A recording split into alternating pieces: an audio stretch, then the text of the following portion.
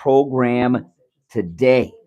Oh my goodness. There's like more to talk about than we have time on the air to talk. But we'll get through all of it. No doubt about that. I think if you start as an ombudsman, it's going to tear at your heartstrings. Here we go. It's gonna pull you in. Last commercial. And of course, your calls are welcome. Here we go.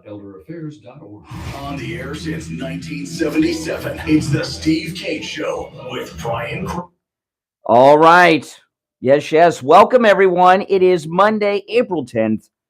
Yes, 2023. My name is Brian Craig. You are listening to Florida's longest running radio show, the Steve Kane Show, on the radio since 1977, celebrating 46 years on the radio. Welcome. We have just so much to talk about on the program today. We're going to cover a lot of different things. Now, one of the things I'm going to cover here right in the beginning is what's going on with Riley Gaines. Okay, this Riley Gaines and what Riley Gaines is going through is absolutely amazing. Now, there was this trans swimmer business where this cheater, right, who was like ranked 200 and something among the boys teams, decided, well, I'm a girl. I'm going to go trans and swim on the girls team, and just stole the dreams of college swimmers away from them. Boom. I mean, young girls like Riley Gaines spend their entire lives in the swimming pool. It's their entire life from the time they're little kids. Not only is it a big investment of time and dedication to become a female swimmer at the college level with hopes of going to the Olympics, it's a great amount of both time and financial support from the parents for an entire life. And then all of a sudden they get this cheater in. And I know. So when they were swimming, I was saying, these girl swimmers, what they could do is just refuse to swim with the trans swimmer. Get up there, wait for the starter pistol, and then don't jump in. And then let them beat themselves. They wouldn't even realize it until they got to the other end and did the lap. Well, Riley Gaines is the first of the lady swimmers to stand up and say, this is insane, and I'm not going to just let this go on without trying to stop this discrimination against women in sports. So what happens to Riley Gaines? What do the left do? What do the wokesters do? Of course, she's to be just completely destroyed. And it's just coming to a head right now. And, this whole, we're talking about Leah Thomas, this whole trans thing, I've said, this is one of those things we've just got to let play out. It is so absurdly just stupid that eventually people wake up and say, this is insane. But it's getting worse because of this just bizarre marketing move by Budweiser with the trans beer spokesperson. It's just a very strange world we're living in now. But let's talk about Riley Gaines, because Riley Gaines is a Susan B. Anthony, Rosa Parks, Gloria Steinem-like activist for women and women's rights. And what happens when a woman stands up for women's rights? The left go to suppress them. Don't forget, it was the Democrats who were opposed to women getting the vote. In 1920, when women were finally given the right to vote in this country, it was the Democrats who were opposed to women having voting rights of any kind. So, it's not a surprise that these leftists are attacking Riley Gaines, because Democrats most often attack activists for women. Rosa Parks, remember, was a Republican. So listen to this. College swimming champion Riley Gaines says she plans to take legal action after San Francisco State University praised students for what they're calling a peaceful protest at an event where she claims she was assaulted. And not only does Riley Gaines say she was assaulted. She says she was held for ransom. So basically, we got like a kidnapping thing going on here. I thought, San Francisco, I thought these liberals were about tolerance and acceptance and diversity. Riley Gaines, age 23, says she was forced to barricade herself inside a room for around 3 hours. Where were the campus police? Could you imagine? Could you imagine if the campus Republican Club had a girl barricaded in a room for 3 hours? Where's the campus police here? Riley Gaines, age 23, says she was forced to barricade herself inside a room for around 3 hours at the campus Thursday night after a group of activists ambushed her in an alleged assault that she called violent, completely wrong, and criminal. She was giving a speech to students about competing against Leah Thomas, a transgender woman, at the Women's NCAA Swimming Championships last year. It's unclear what exactly set off the fracas, but video shows students loudly drowning out Riley Gaines' speech about competing against biological males in women's sports. Well, I'll tell you what started it. You've got these Generation Z wokesters who are running around acting like the Hitler Youth. All right? And what I mean by that, they're thugs. Anytime someone voices an opinion that they disagree with, they go out to destroy that person in any way, shape, or form they can. In this instance, it's with a young girl. I know, it's insane. In an email to students from Jamila Moore, the vice president of student affairs and enrollment management at the San Francisco College, and this email was posted online, she claims the school is proud of the students who participated peacefully. These are the ones that assaulted Riley Gaines and held her for ransom, according to Riley Gaines, for about 3 hours, and made it clear that the trans community is welcome at the school. Well, isn't everyone welcome at the school who's peaceful and doesn't break the rules? Riley Gaines, speaking to reporters, argued the event was quite literally the exact opposite of peaceful, and she plans to take legal action to hold the school, the students, and campus police, who she described as unprepared, accountable. In this era where the Democrats and the left-wing media are constantly talking about the Capitol breach and accusing MAGA people of being insurrectionists, et cetera, et cetera, et cetera, it looks like the Democrats are the ones who are going rogue and violent here, whether it's the so-called Tennessee Three, which we're going to talk about later, who think they could just storm the Capitol in Tennessee anytime they feel like it and be rewarded, or these kids in San Francisco. Now, we're going to take our first break. When we get back, I'm going to finish up with this article, and I want to open up the phones to what is going on here. Our number is 1-888-GO-CANE-1, 888-465-2631. I'm Brian Craig. We'll be back right after this. Don't sit on the sidelines. Get in on the action. Call the Steve Kane Show live on air now. 888-GO-CANE-1.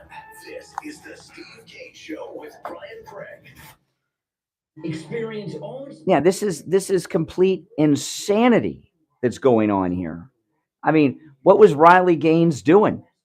Right? Riley Gaines was doing nothing other than speaking. She's invited to speak. She speaks, and they get violent on her like this. This is insane. Completely insane. Now, if you're new to my channel, make sure that you subscribe, all right?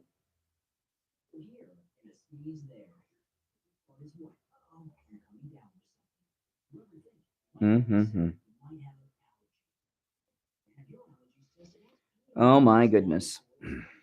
It's one of those days, guys. Hey, I'm going to make a quick adjustment on my phone here that I'm streaming with, so bear with me, guys. Just had to make a quick adjustment. We are now adjusted, so you might have to refresh.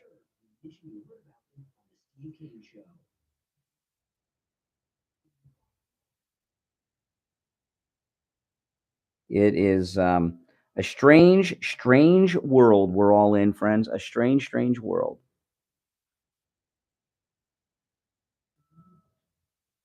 But what Riley Gaines is doing is absolutely amazing. You know, Riley Gaines is taking, you can see what should be a popular position, defending women's rights to have sports, you know, and is just being just harassed. And they're trying to destroy her life. But we are standing up. If you're with Riley Gaines, give me a 1 in the chat room. My number is 954-977-9445. I will give you a price over the phone on new and used tires. Again, my number is 954-977-9445. Oh, yeah. Thank you. Join us for Moments of Scripture, hosted by I'll finish up with this article I'm reading through, then I'll take some calls, and there's just a ton of things that we got to get into on the program today. Moments of Scripture, every Sunday at 6 a.m. Yes.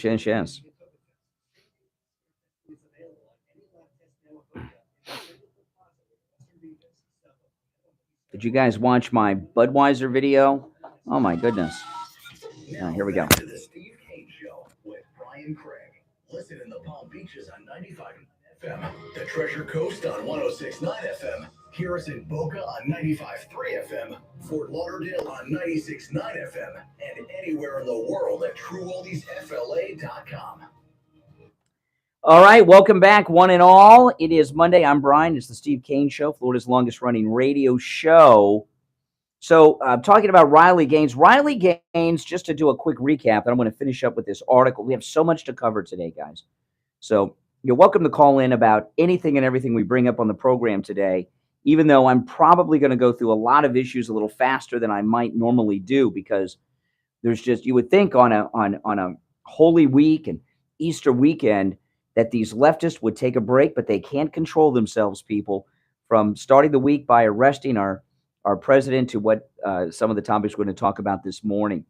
So Riley Gaines, just to recap, she is she's a swimmer. She's standing up against Leah Thomas, and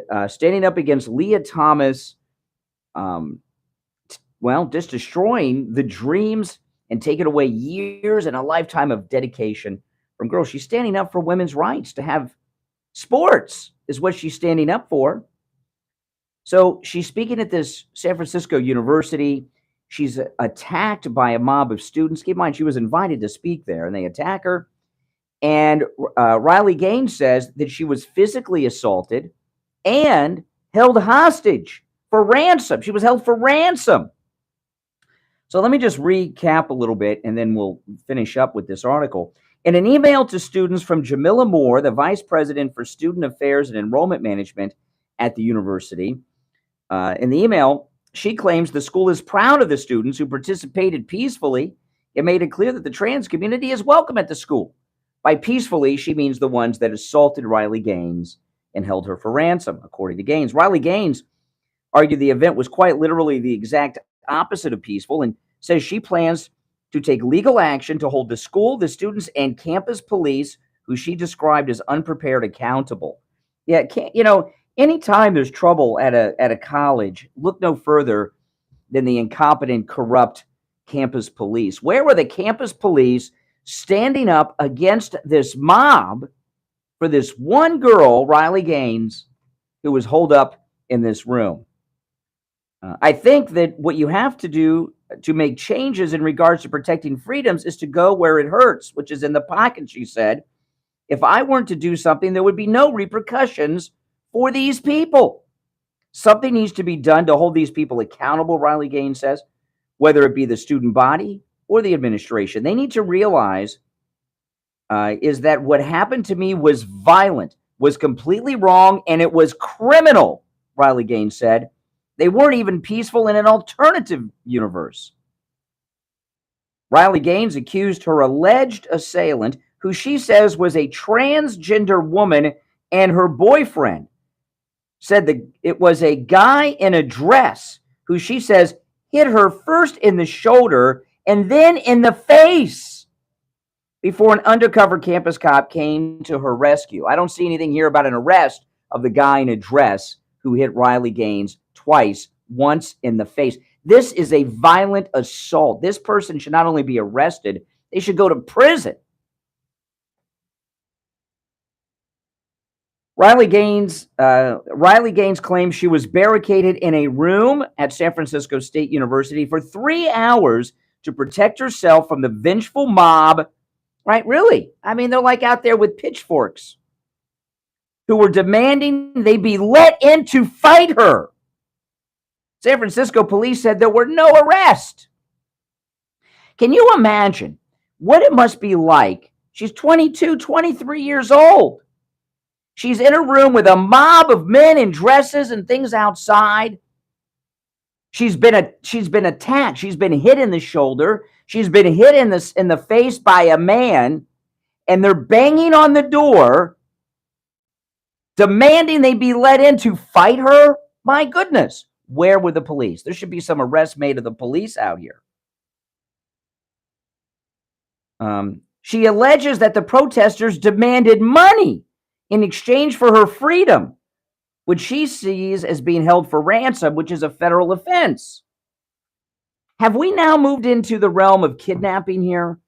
If they wouldn't let her out without being paid, is she a kidnapping victim now, Riley Gaines? It seems to me she was being held prisoner against her will. That's what that guy was doing in Cleveland with those girls in the basement. Riley Gaines said she dealt with campus police all over the country at speaking engagements and that they are usually prepared, but said that she started to sense something was wrong at San Francisco State when police skipped out on a meeting 90 minutes prior to her speech. So what Riley Gaines is telling us is the police set her up, the campus cops. What I noticed about these police, this is Riley Gaines talking, to what they actually admitted to was they didn't feel comfortable asserting themselves in a way that would make them seen as if they were in a position where they could be accused of racism or transphobia, Riley Gaines says. This is terrible. Call us on hold, stand by. We'll get to calls after the bottom of the hour break, probably, because I want to finish with this story. This is Riley Gaines talking, they, meaning the police, they were terrified. So we've got the campus police who have guns, who are terrified of this mob, this trans mob. Can you imagine? If the cops with guns are scared, what was going through the mind of Riley Gaines in this room where they were outside? They were terrified, which resulted in them not doing their job. This is crazy. I've been to many other campuses. This is Riley Gaines talking, where I have spoken about the same topic, and campus police did a phenomenal job. They could have found me and talked to me. They never said anything. The only excuse she says she's been given as to why there was no plan in place is they thought someone else had communicated it on our behalf. Gaines said the San Francisco State University police reached out to her to set up a meeting to clarify what had happened. Well, that's too late. She survived the incident. No thanks to those cops. My goodness. This is insanity, people. Riley Gaines said the talk itself, which started around 7:30, was awesome. There were 75 attendees who respectfully attended, and there were differing views on transgendered roles in sports, she says. But as she was leaving the room where the talk was being held, she was ambushed by angry trans activists who rushed into the venue from the hallway outside. All of a sudden, ambushers swarm in. Tons of them, Riley Gaines said. They immediately rushed to the front of the room where I am. So I'm kind of concerned at a podium at this point. They're screaming in my face. This is the point where I was struck twice. I believe aiming for my shoulder both times, but hit me first on the shoulder and then the second time grazed my face. Riley Gaines said she thought she was hit with a closed fist by the transgendered woman. This is the guy. Now, a closed fist elevates the crime, by the way, before demonstrating the upward punching motion that was used. I'm not entirely sure if her fist was closed or open, but it was 100% intentional, Riley Gaines says. The swimmer said she was then whisked away by an undercover campus cop, but met by an even bigger crowd of protesters coming from both directions. Because there was no clear exit out of the hallway, we were kind of forced into a side room where we had to lock ourselves in for 3 hours. Protesters remained outside during the duration of the 3 hours, screaming and yelling vulgar, violent things. So physically assaulted, held for against her will, kidnapping. They were screaming, there will be vengeance, and that this is a fight, and that I'm using my white privilege. There were threats, intimidation. They kept saying, open the door. Let us at Riley. We want to fight her. These are men. She says the protesters were clearly unhinged and vengeful. It was violent, she says. Riley Gaines defended those who came to protest peacefully. She had no problem with people yelling, trans women or women, but said inciting violence is never acceptable. Wow. Well, there's more, but we're going to break for the bottom of the hour. If you're on hold, stand by. Don't go anywhere. Back after this. Making morning radio great again. It's the Steve Kane Show with Brian Craig. My goodness, guys. I mean, how would you describe, let me move the camera over here a little bit. I got to get closer to the phones. How would you describe in a word, 1 or 2 words, what Riley Gaines went through? Yeah, horrific.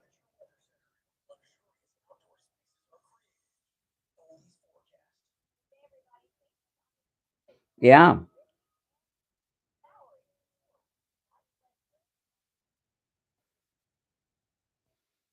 I mean, my goodness, this poor girl.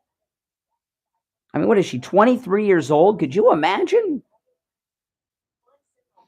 Men attacking her this way?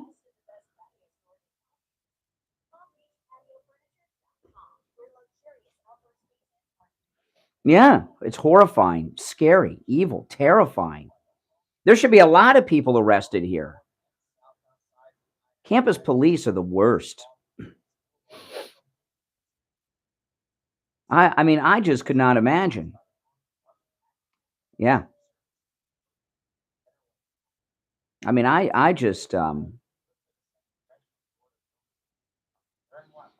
feel bad for this girl. She's lucky she got out of there. And the campus police let it happen. So she had one plainclothes campus cop with her. You're telling me that guy wasn't on a radio or a phone calling for backup and they did nothing? Come on. Of course he was. He was probably just as terrified as she is. Now, this is our bottom of the hour break. We'll be back live on the air in a couple of minutes. If you're new to my channel, make sure you subscribe, and everyone, please like the video. Yeah, really. No words. Yeah, it's scary.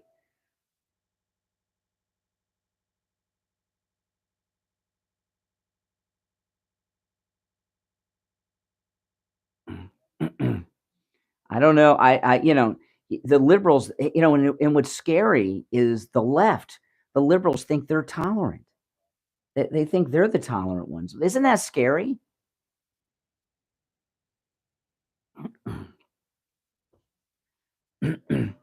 They think they're so tolerant they have to destroy anyone who dares disagree with them. The fact that they think they're tolerant tells you that they're unhinged, mentally ill. They're mental patients. And this Generation Z, they are the worst. They're just so spoiled.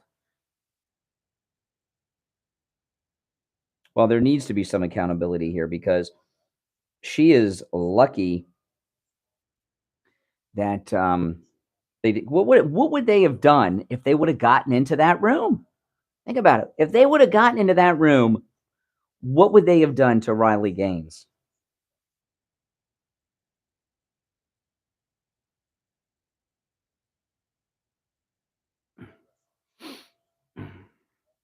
Oh, I wouldn't even want to know. Yeah. Well, luckily they didn't get in. And I want to know why the campus police didn't give backup to their officer that was in there with her. Well, we can only have accountability in the court of public opinion, but putting a spotlight on what happened is the first step here.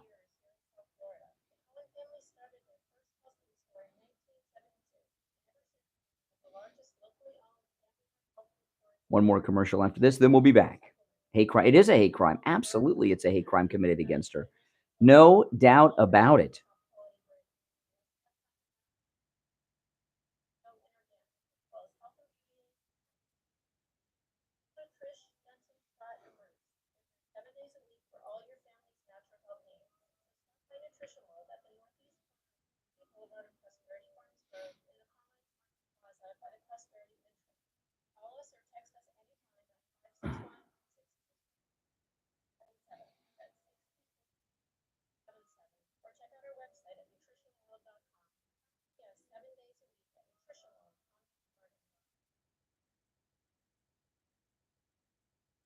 This is crazed.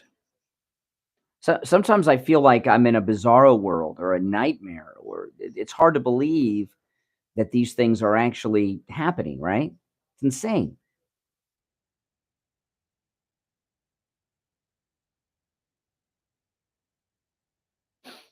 Completely insane.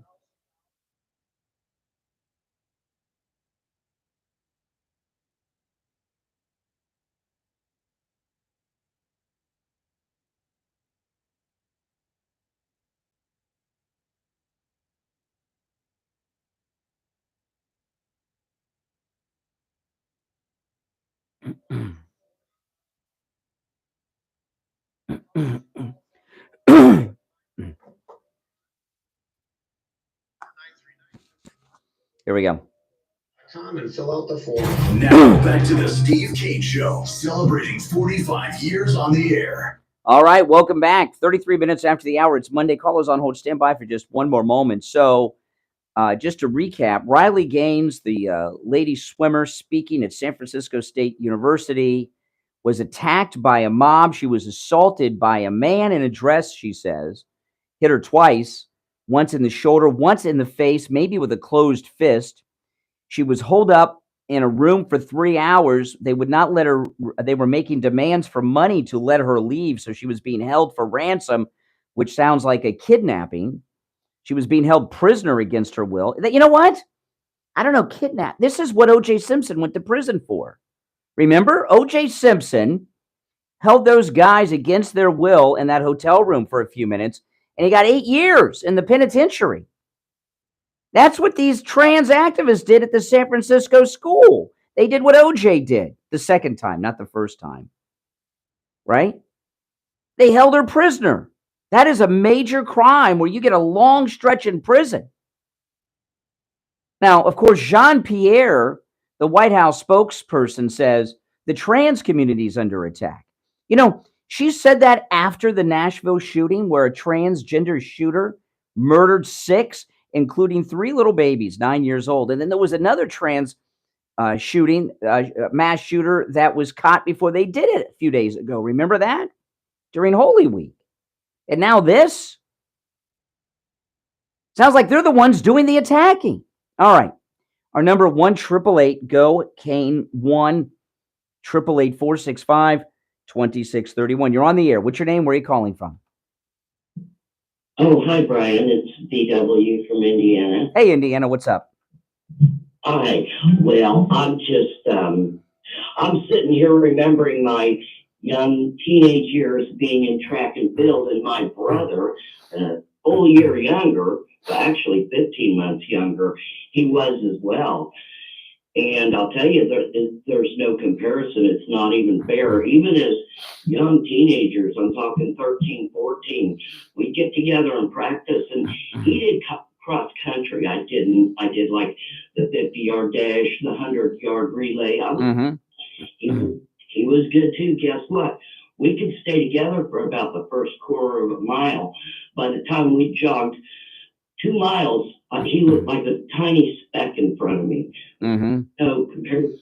Well, Leah Thomas is just a cheater. This is not a real transgender thing going on here. That's just a cheater. I mean, there's no getting around. So what do you think? So can you imagine what Riley Gaines went through? 23-year-old girl. She's in a room at this school that she was running away from the mob. She's in there for 3 hours while there are men in dresses, she says, after she's been struck in the face, by the way, by one of them, demanding that they'd be let in, banging on the door so they can fight her. What must that have been like for a 23-year-old girl? Terrible. I commend her for speaking out, for trying, and the campus police. Shame on them. Oh yeah, they should be arrested. Where's Gavin Newsom on this?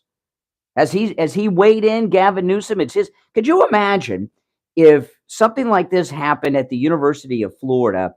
MAGA students had a trans activist for 3 hours held inside of a room like this, demanding to be let in to fight them.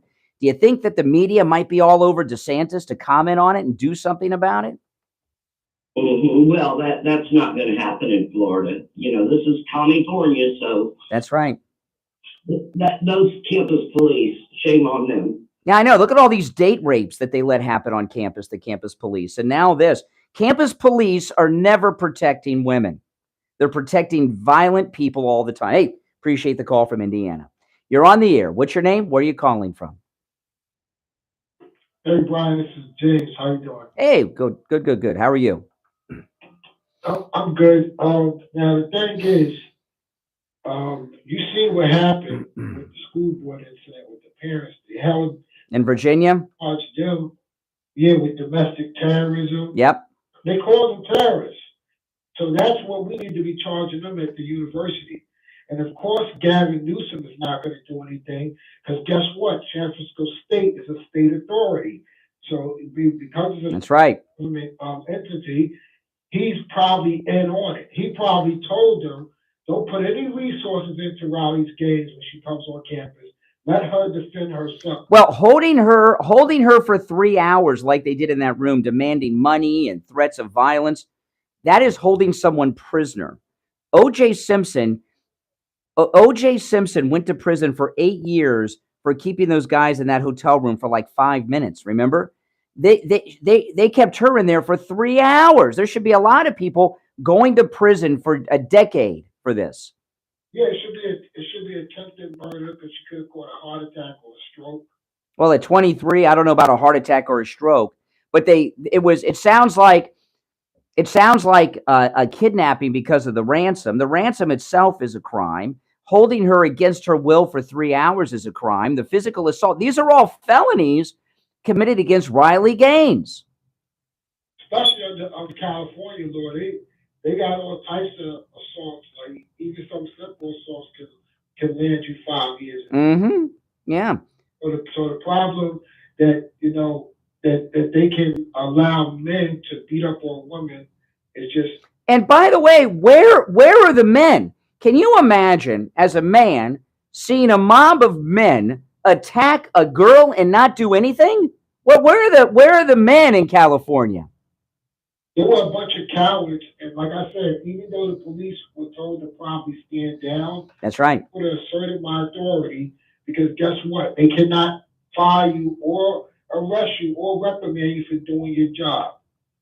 Well, there is not one gentleman at this San Francisco University, because I have never in my life seen an instance where a woman was put in a bad position around a group where men didn't stand up. Right? I've never seen something like this. I couldn't imagine. I mean, you see what they do in an MMA fight. They got men destroying women. Yeah. In hospitals, That's true. Competitions like Judge Joe Brown said his niece's arm got broken in all 4 places. I don't know if you heard that. And he said that's why he was speaking out. Yeah. Forced her to fight a man. It's insane. To lose her scholarship because she dropped out. You lose your scholarship because you don't want to fight a trans person. Wow. Really? Losing scholarships? Yeah, Judge Joe Brown talked about this in an interview. He said that's why he's fighting against this. Yeah. But, I mean, we're legal. Just think about it. We're legalizing mentally ill. We're legalizing it. Yeah. Well, the thing, yeah. It's dangerous. I did not know they're making the women fight men. I did not know that. Yeah, they took. If you get in touch with Judge Joe Brown, I'll look into it. That's scary. Yeah, she lost her scholarship because she did not want to fight a man. What's going on in this country? How did this stuff happen? It started with Bruce Jenner and Woman of the Year. That's where it's going. Well, at least Bruce Jenner, Caitlyn Jenner is on Fox News all the time speaking out against this. So why they not bashing her? I mean, no.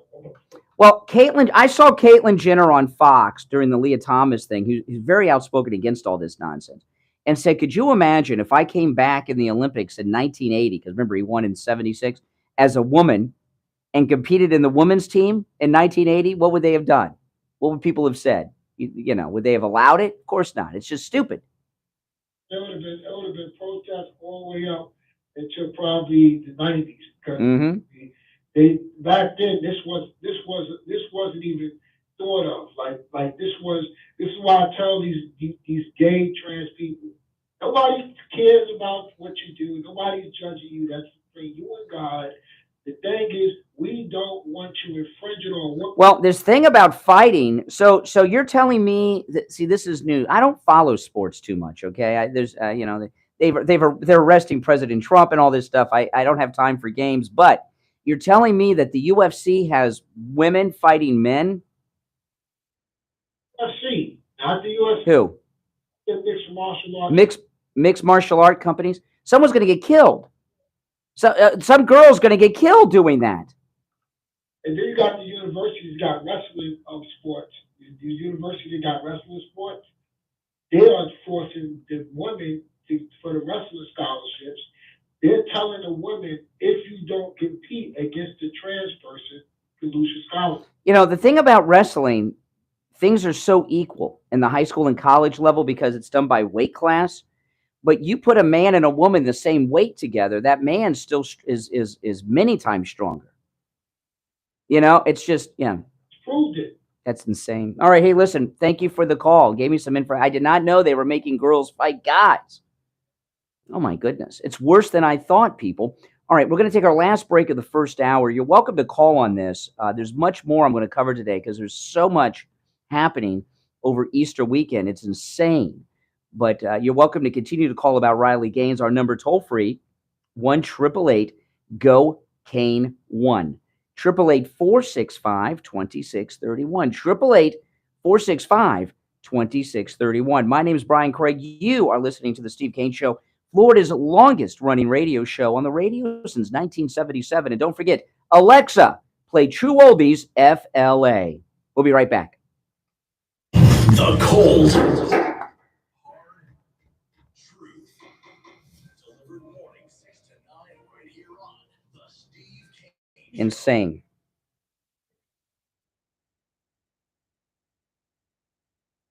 This is insane.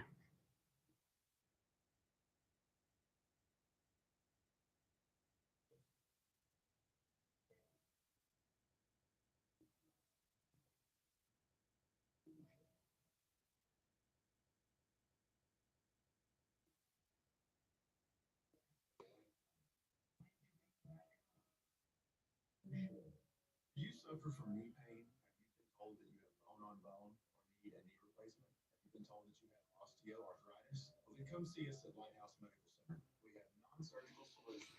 Oh, my goodness. We're in a strange place, people. We're just in a strange, weird place. And it's going to continue to get worse. While Biden's in the White House, they're just on another planet.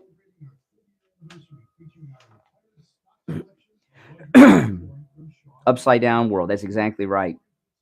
That's exactly right. The upside down world.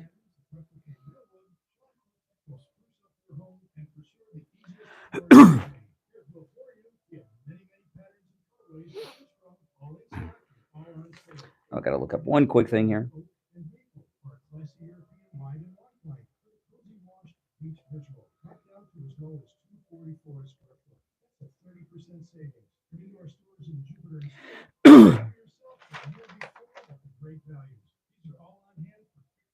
Mm-hmm.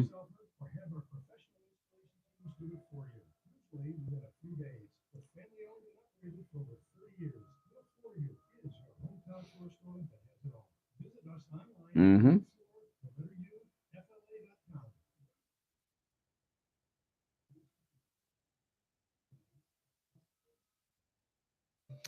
Oh man, I'm going to switch in. I got a couple other topics I got to get into. I'm going to.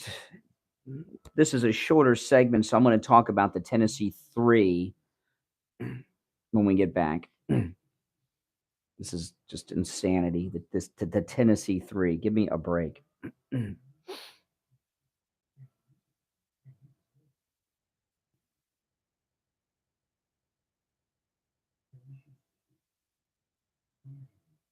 All right, this is the last commercial. We're coming back.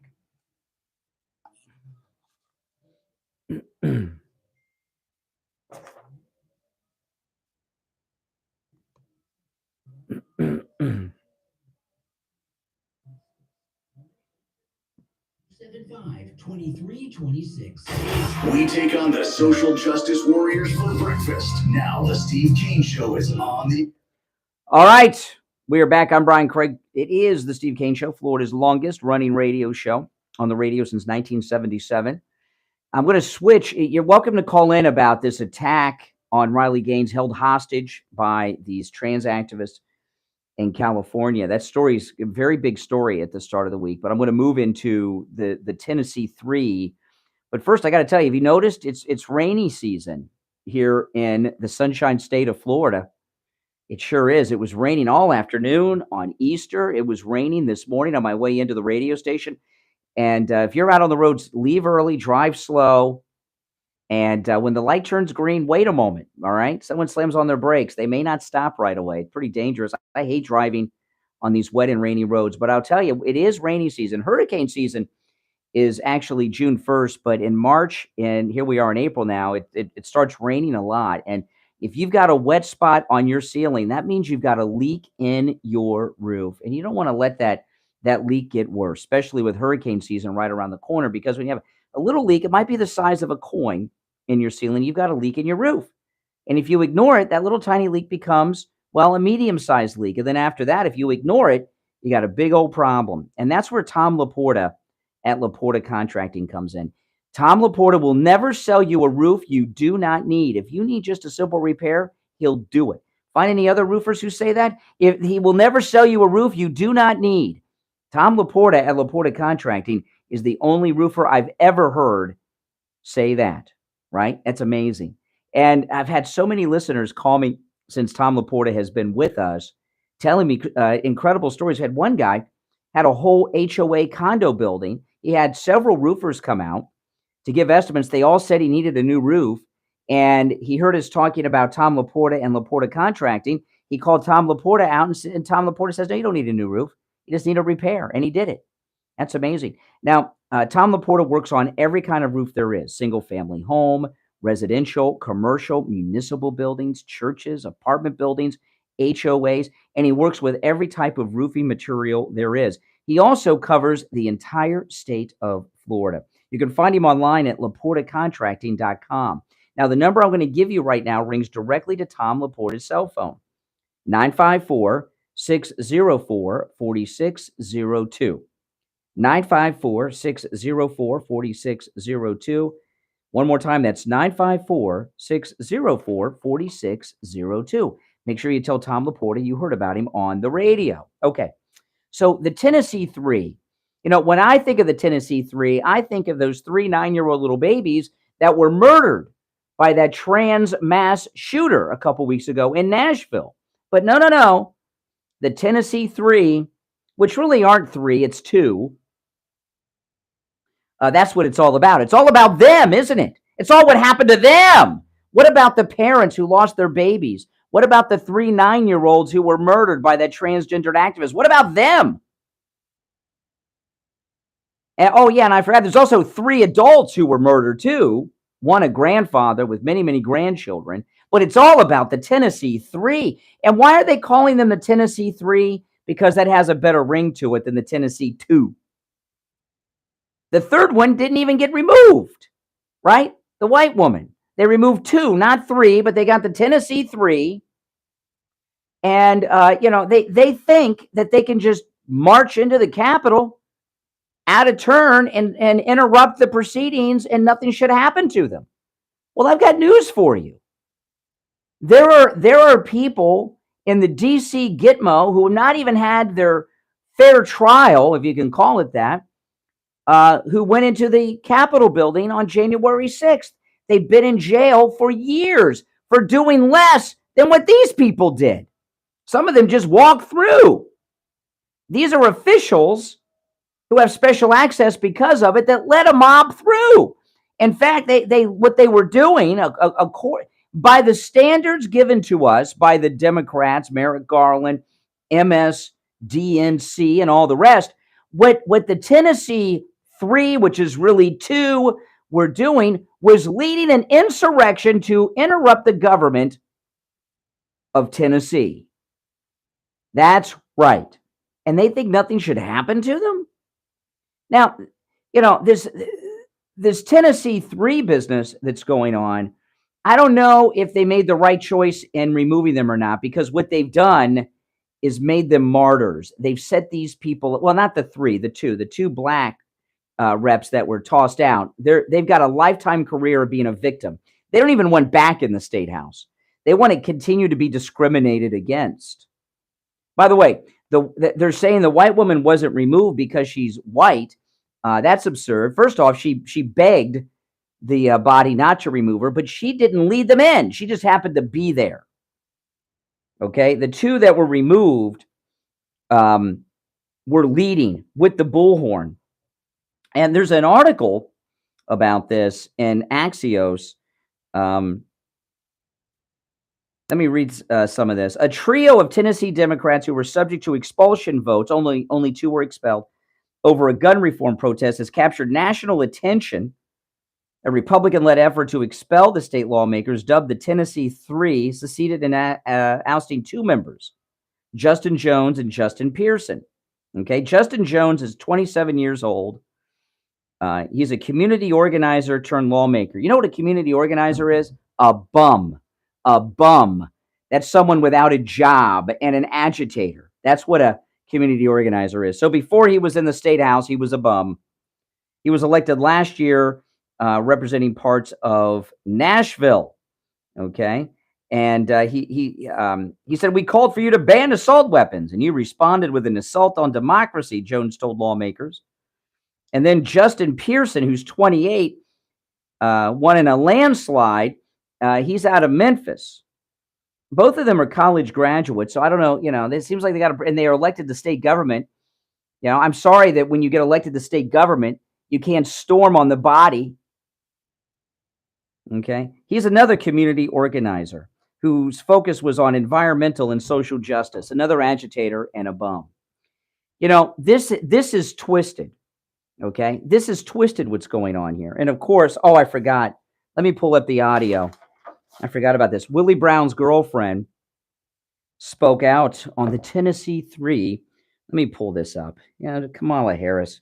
What really upsets me about this is how none of them are talking about the 3 9-year-old children that were murdered by the transgender mass shooter, or the 3 adults that were murdered in that school shooting a couple weeks ago. It's all about these social justice warriors. So here's Willie Brown's girlfriend, Kamala Harris, talking about the Tennessee 3. It wasn't about the 3 of these leaders. It was about who they were representing. It's about whose voices they were channeling. Understand that. And is that not what a democracy allows?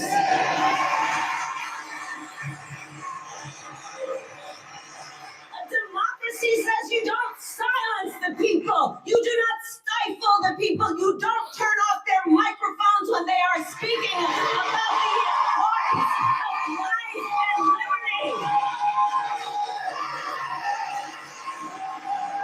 That is not what democracy does. Okay, I noticed no cackling there, although she seems to have slurred her words at the end. Does Kamala drink? At the end, listen. That's not what a democracy does. She sounds like she might be slurring the words there, and I'd be drinking too if I were her. Oh my goodness, what else has she got to do? Okay, so this is just amazing. So even Kamala, I don't hear her talking about the Tennessee 3 9-year-old children killed by the transgendered activist at the Christian school, or the 3 adults, including the janitor who's got many grandchildren, who was murdered, or the substitute teacher who was murdered. I don't hear that. It's all about these 3, and only 2 of them were expelled. But she says storming the state capitol of Tennessee during proceedings with bullhorns is how democracy is done. Really? Then why are all these January 6th Capitol breachers doing time? Why are they at the D.C. Gitmo? Why have some of them been tried and convicted and sentenced to prison? Why is the Viking, why is he in a halfway house? If that's how democracy is done, Kamala Harris, what is she saying here? That Capitol breaches are okay? It sounds that way to me. In fact, what she may be doing could be taken as inciting violence, couldn't it? It sounds like what she's doing to me. And this whole thing where Kamala Harris tries to act like she's down with the black man's struggles in America. She is not African American. She is African Canadian. She's African Canadian. And this is what I mean by that. When she was born in California, but when she was young, her parents divorced and her mother took her to Canada. She did her entire schooling in Canada until high school, and then came back to America for college to get on the train of doing what it is she's doing now. So she's not African American. She's African Canadian, and she does not. She's not down with the African American experience as much as she wants you to think. Now she's down with some other things, according to Willie Brown. But this is a family friendly program. Good morning. You're on the air. What's your name? Where are you calling from? Good morning, Brian. It's Andrea. Hey, Andrea. She's not even an American. She's just a communist. She's a flat-out communist. Yes. Joe Biden and the whole Democratic Party. But this is what I will tell you. If the Republicans were smart, which they're not, but if they were, they would be playing her comments on loop, giving it to the attorneys who are representing the January 6th prisoners. Yes. Ending their release. Correct. As a matter of fact, I hear the Republicans in the Tennessee, I guess, what was it, the legislature, considering reinstating the members today because of all the uproar. Well, they probably made a mistake in expelling them. They should have punished them because they've made them martyrs. These 2 guys, the last thing they want is to be reinstated. So reinstating them is a good thing. They don't want to be reinstated. They want to be forever victims, and then they can start making some big money. If they're brought back into the legislature, they can't make all these deals. They can't get hired by all these big Democrat groups making huge amounts of money. State reps don't make very much money. Okay. This is their opportunity to be lifelong victims and really rake in the dough. They do not want to be reinstated. So reinstating them is a great idea, and it's the last thing that they want. So I support it. They may not accept it, but Andrea, I'll give you the last word because I'm up against the top. My last word is, where's the rest of the January 6th footage? Yeah, that's a good question. Ask Tucker Carlson. He seems to have gotten it and then hid it from us. It's the Steve Kane Show. I'm Brian Craig, back after this.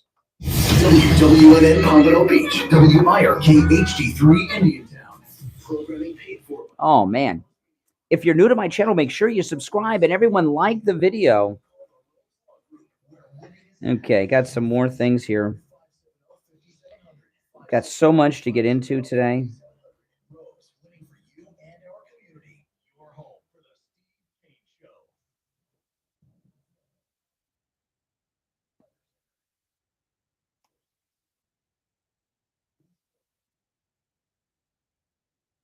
Oh, yeah.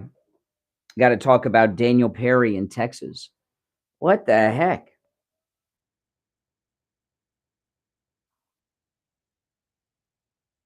This is crazy.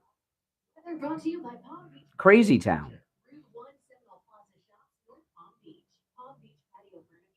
Voted in the best of the best patio store in Palm Beach County. PalmBeachPatioFurniture.com, where luxurious outdoor spaces are created. And now, a True Oldies traffic check. Brought to you by the Palm Beach Kennel Club. Well, thank you, Mary. I appreciate that.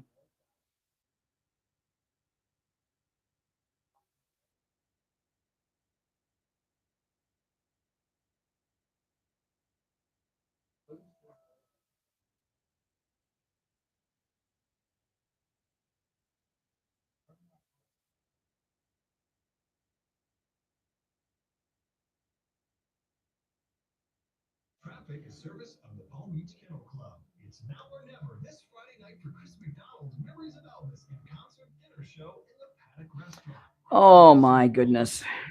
While you wine and dine and enjoy the show. Also, come out April 17th for Lunch with a Legend featuring World Golf Hall of Famer Gary Player. For tickets and info, go to bbkennelclub.com. Here's your True Oldies ABC News Update.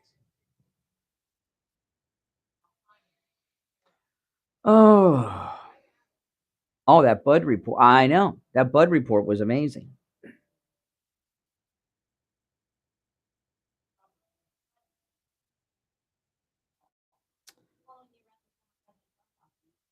Yeah, that video has, I can't believe it has over 320,000 views on that video. And I uploaded it last night. I mean, it's amazing.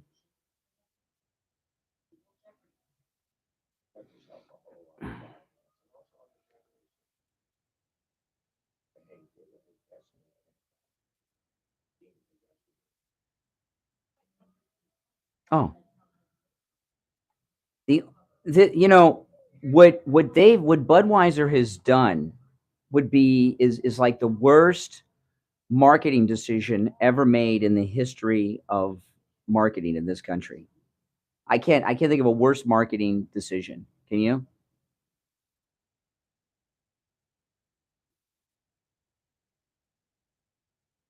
Oh my goodness.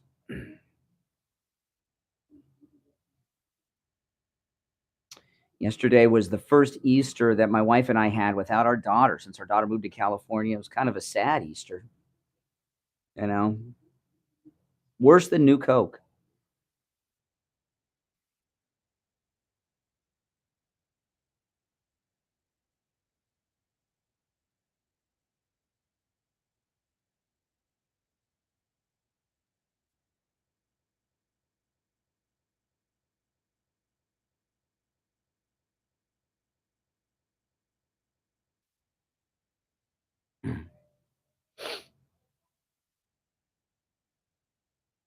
We're coming back in just a couple minutes.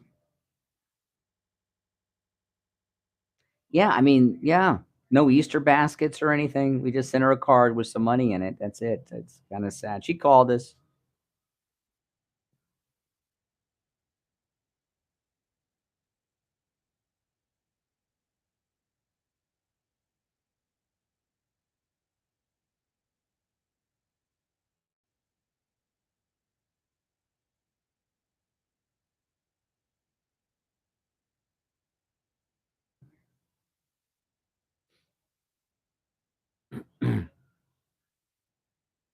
Great calls so far this morning. By the way, you guys are all welcome to call in about anything I brought up so far.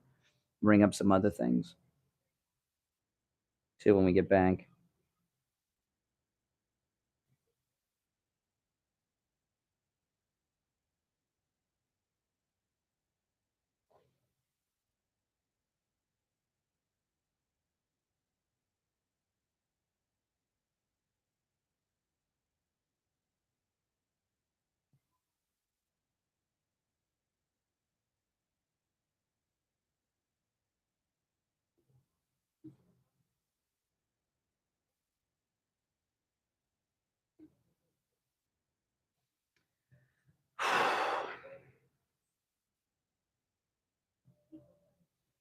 Here we go. Incorrect. All right, we are back. It is Monday, the Monday after Easter. My name is Brian. Steve Kane joining us. Hey, Steve.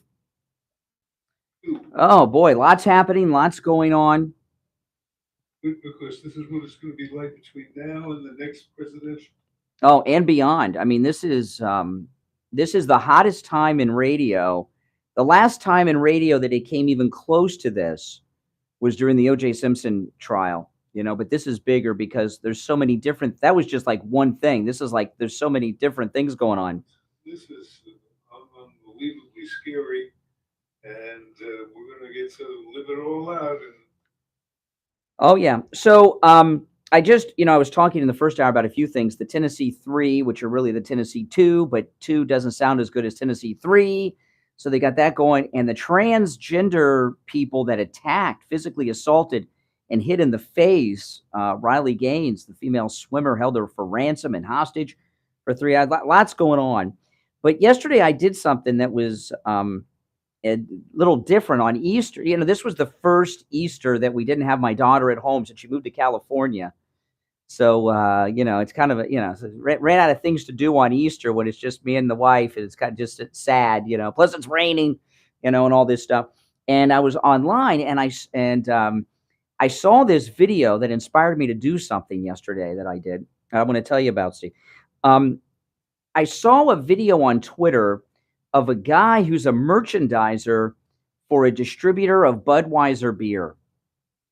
Okay. Budweiser beer, local companies are the distributors of it and bring it to the shelves where you buy things. And I want to play this audio. This is a guy, he is in a store and he makes his living stocking Budweiser. And his company makes their money stocking Budweiser. And of course, that goes with Bud Light.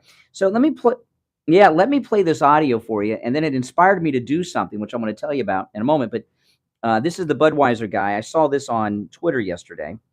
I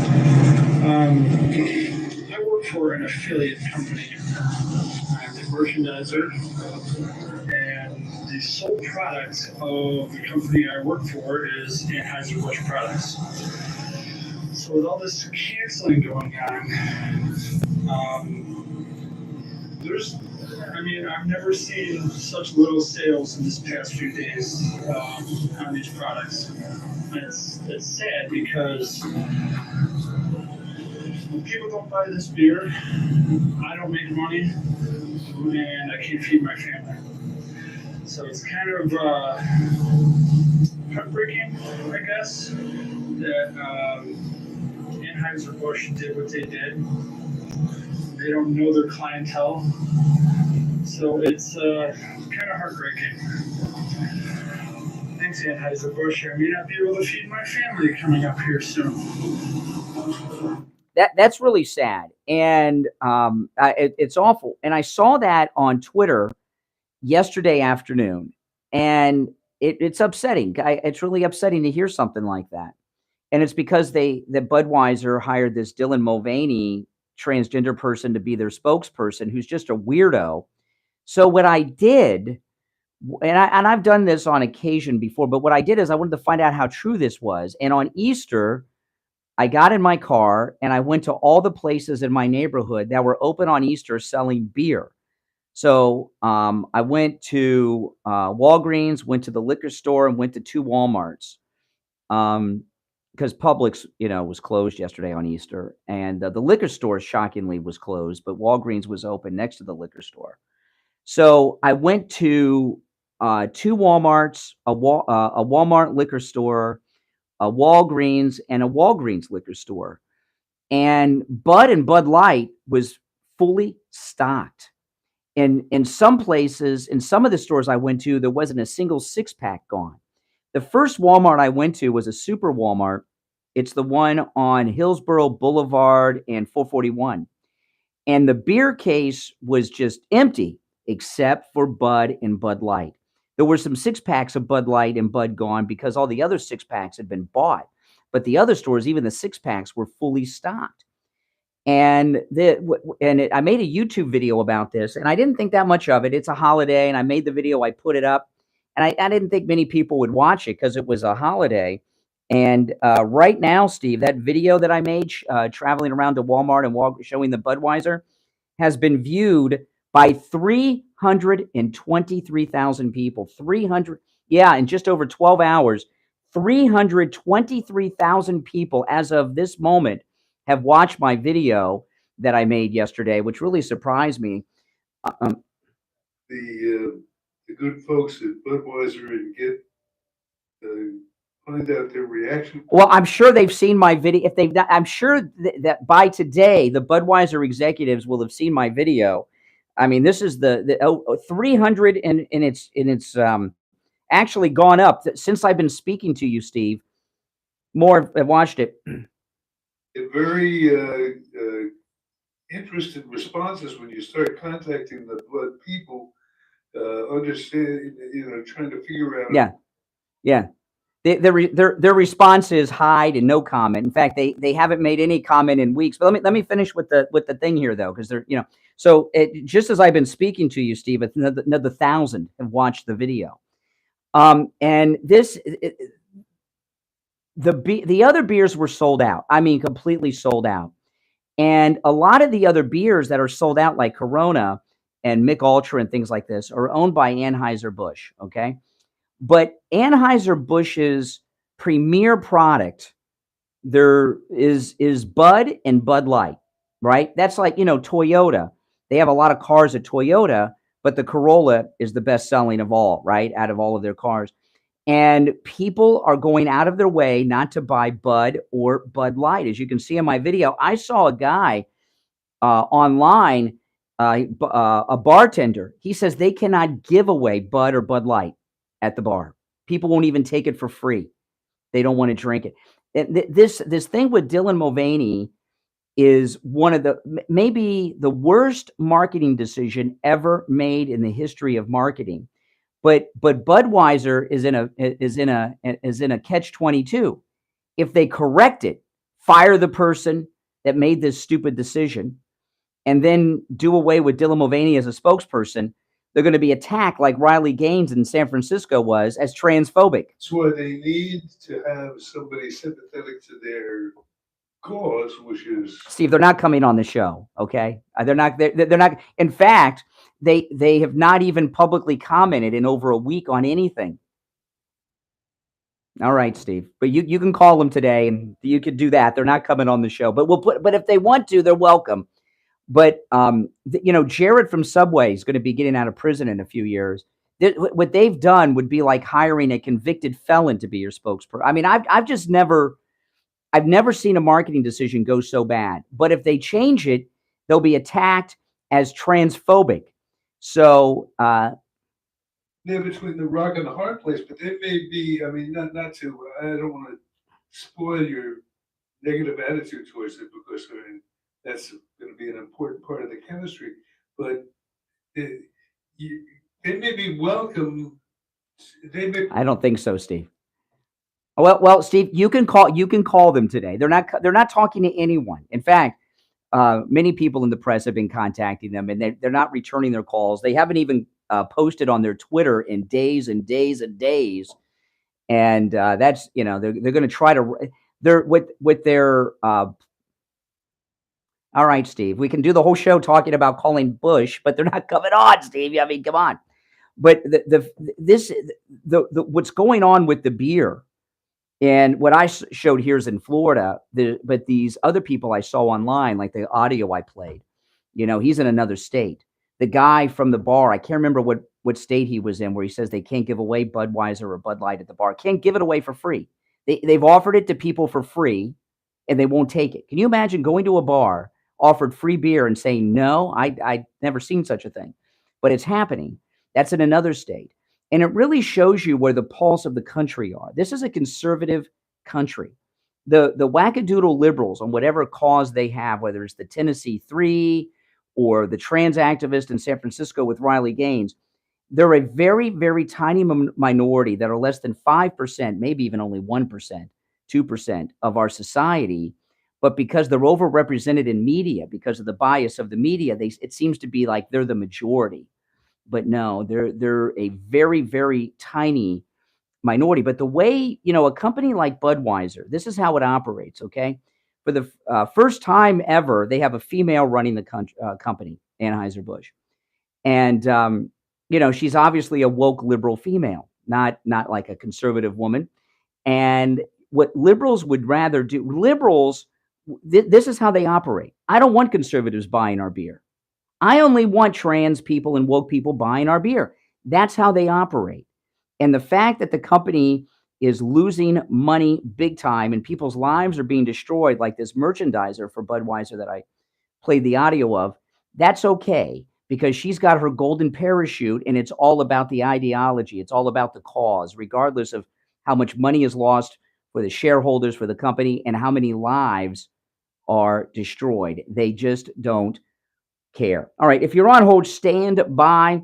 We'll take our break. Our number 1-888-GO-CANE 1-888-465-2631 1-888-465-2631. We'll be right back. Don't sit on the sidelines. Get in on the action. Call the Steve Kane Show live on air now. 888-GO-CANE-1. This is the Steve Kane Show with Brian Craig. La Bamba Restaurant, a family-owned authentic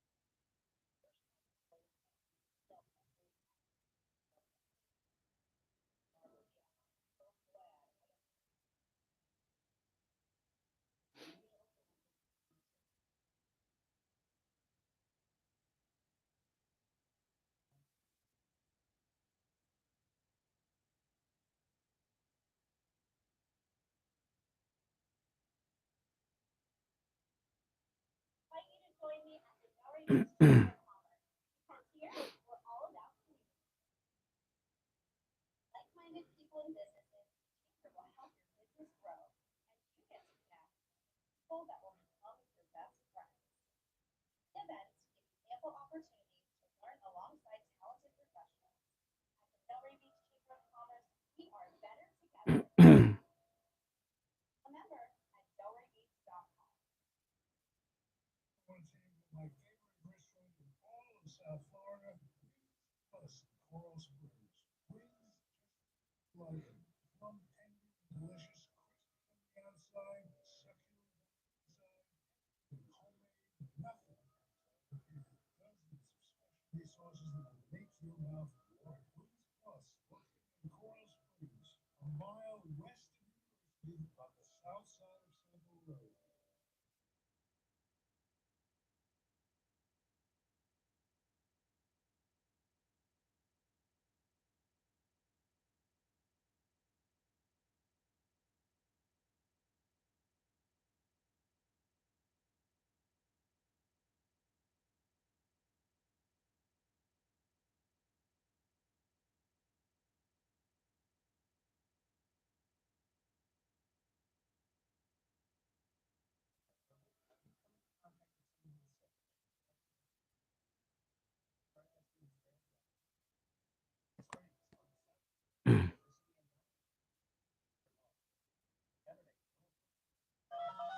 All right.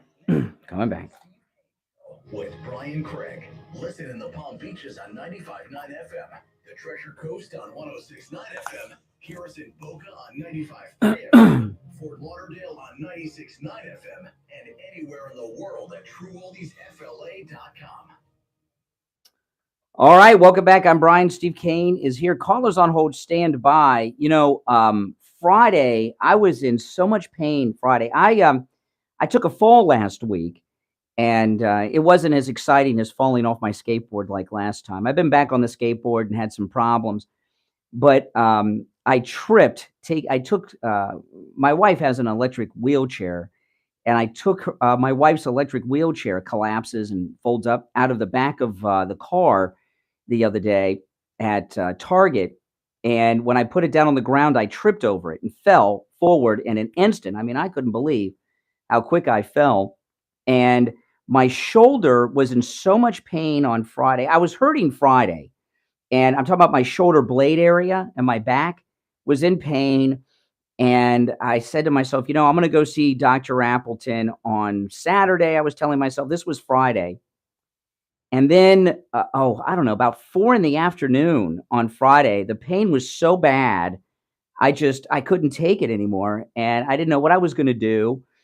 I'm certainly not going to take drugs because that doesn't do anything, right? That just dopes you up and masks the pain. And I got in the car and I went to Dr. Appleton's. And he treated me with his laser away pain treatment. By the way, I ran into a very nice listener who was having the laser away pain treatment done while I was there when I walked in. And he gave me the laser away pain treatment on my shoulder blade.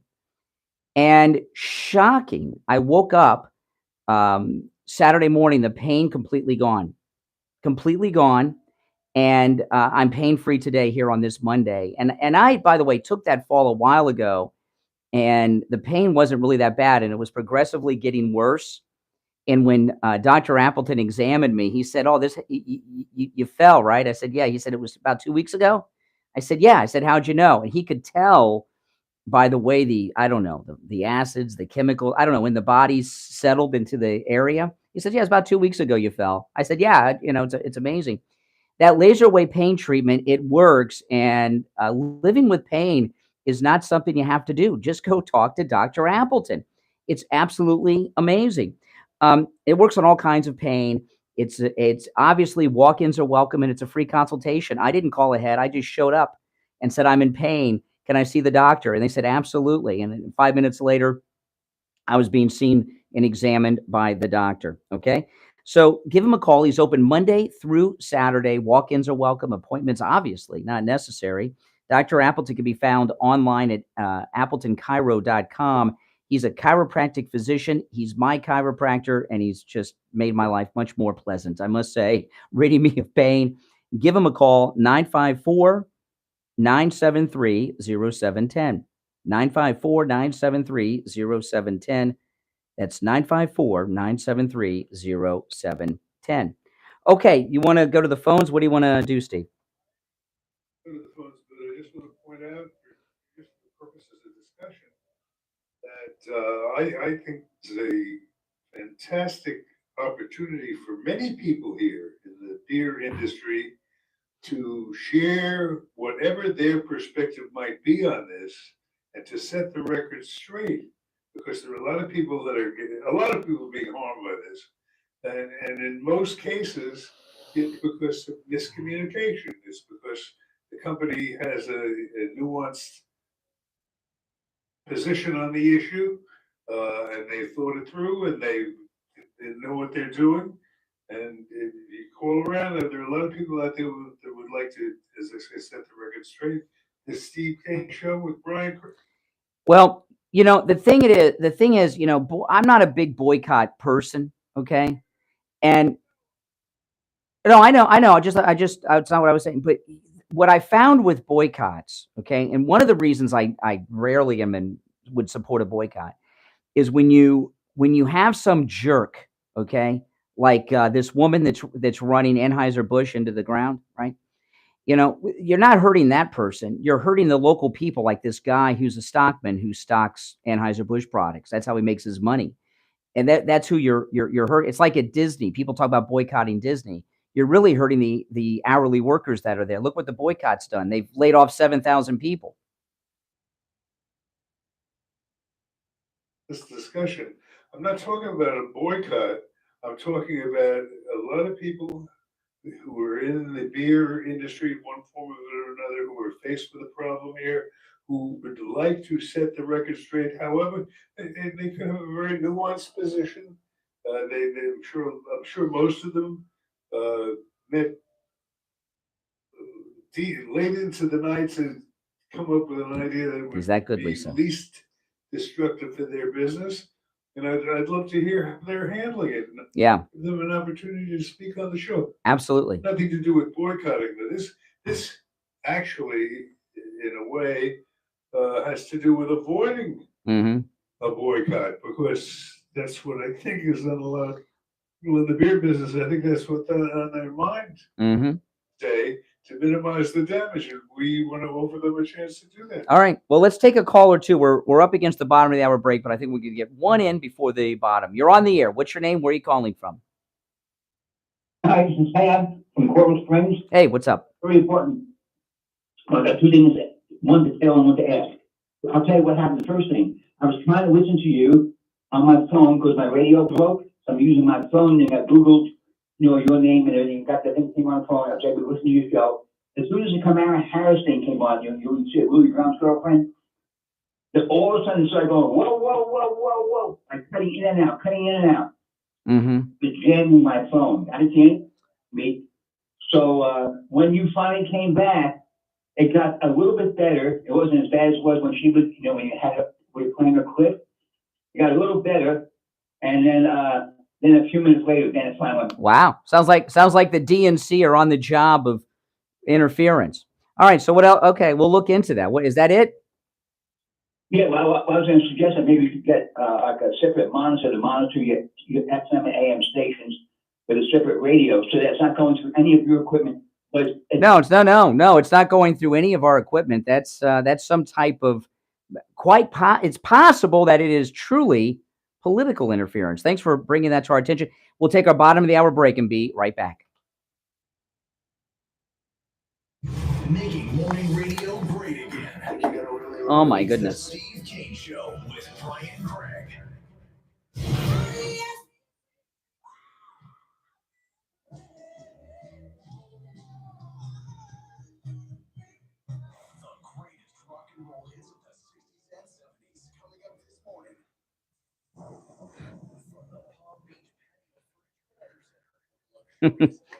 Welcome everyone. If you're new, make sure you subscribe. If you're new, I'll just tell you what I do here.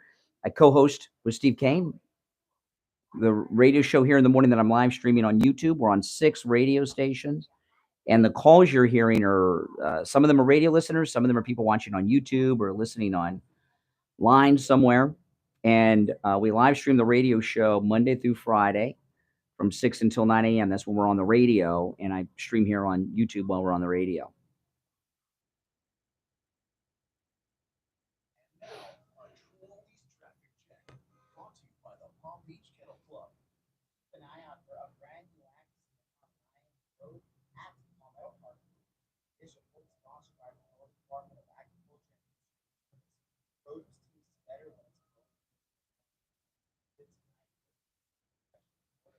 Oh my goodness. We got to talk about Daniel Perry too. You guys know who Daniel Perry is?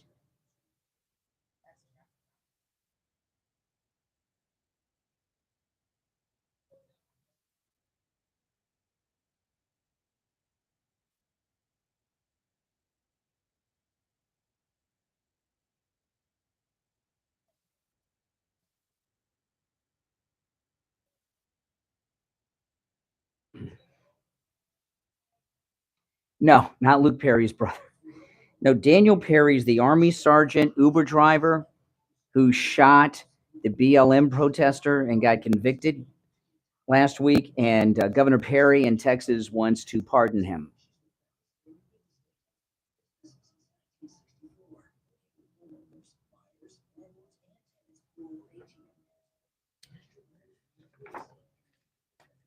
Hold on, where are we? Yes.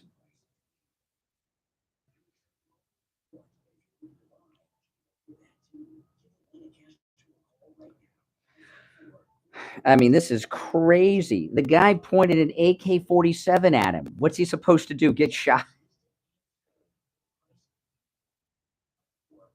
Crazy.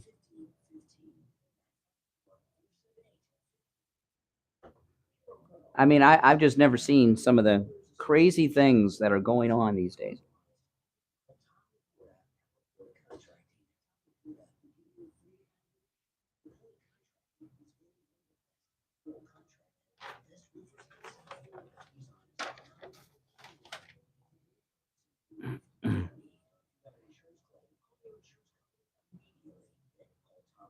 You missed that story? Oh my gosh, it's huge.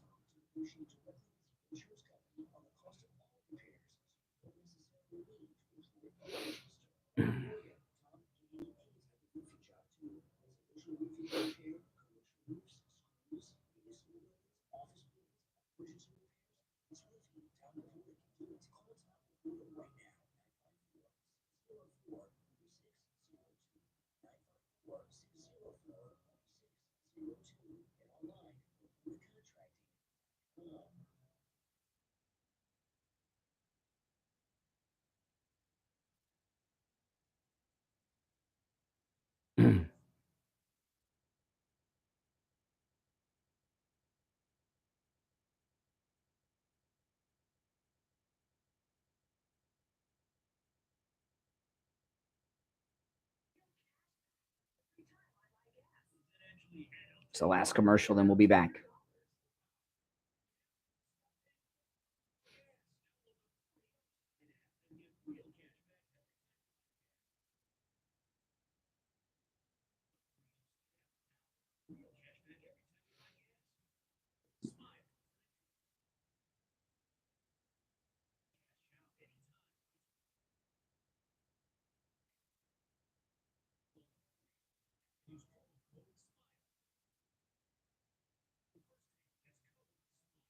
Now, back to the Steve Kane Show, celebrating 45 years on the air.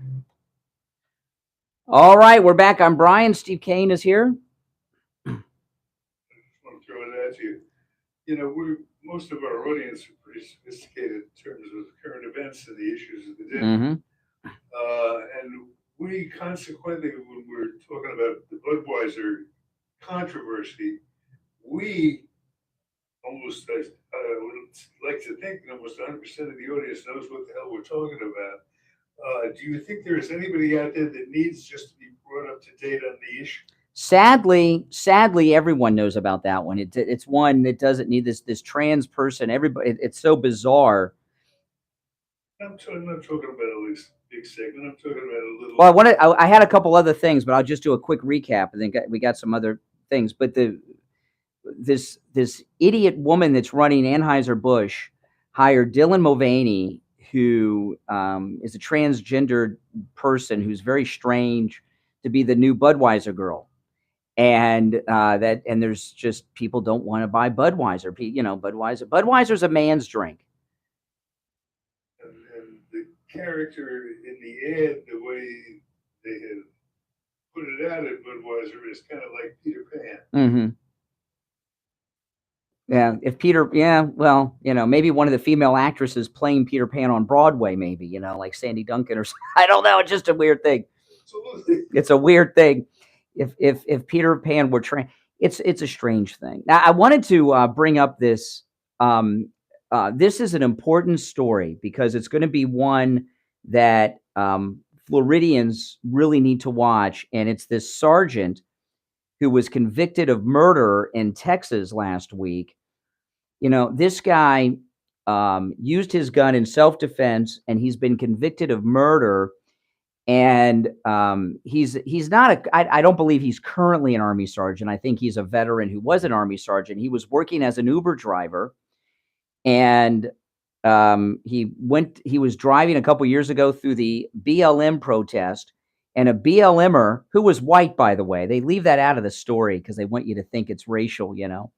But a BLM protester who is a white guy pointed an AK-47 at the Army sergeant, and his name's Daniel Perry. He pointed an AK-47 at him through the window of his car while Daniel Perry was sitting there. Daniel Perry took out his gun and fired 5 times and killed the guy that had the AK-47 pointed at him, and he was convicted of murder on Friday. This is insane. And the governor in Texas, the governor cannot just pardon someone. It has to go through a pardons board. So Governor Greg Abbott has asked the pardon board to look at the case and send him the request, and he'll sign it. The sergeant does have going for him that the governor has appointed all, if not most, maybe all of the people on the pardon board. But this is a scary thing, okay? Because concealed carry without a license is coming to Florida in July. And a lot of us, including me, are going to be carrying. And, you know, the only reason this guy is going to be pardoned is because the Black Lives Matter activist he shot was white, okay? If he would have shot a black BLM activist, I don't think even Greg Abbott would be able to stand up to those forces and pardon him. But a lot's being made that he fired 5 times. You got a semi-automatic weapon, and somebody's got an AK-40. An AK-47 is a menacing weapon. I've fired them before. I've held them. I've seen them, and they're a scary-looking gun. And those of you that are Vietnam veterans, if you were wounded in Vietnam, if you were shot, you were probably shot by an AK-47. They're powerful guns. They're military grade. and very intimidating with a very threatening looking barrel. I know all gun barrels are threatening, but the AK-47 it looks menacing. So, when someone points a gun at you, what are you supposed to do, Steve? Do they think you're supposed to let yourself get shot first? What did this guy do wrong? But then, I guess not. I mean, I've never. It's just so bizarre to me. When I first heard about the story, I know it's been going on for a while. I just assumed, because the media are covering it up, they keep saying BLM activist. I assumed he shot a black guy, and I thought, well, he's done. White guy shot a black BLMer. He's done. Then I find out after the conviction, the guy was white, and I'm sorry. That's, you point a gun at someone, they have a right to assume that you're going to shoot them and shoot back.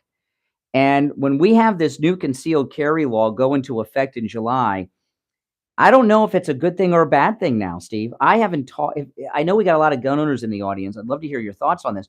Everyone I know that is a gun owner or a concealed weapon permit holder, or, everyone's telling me that this is a bad idea, concealed carry in Florida without a license or training. I haven't heard anyone say it's a good idea.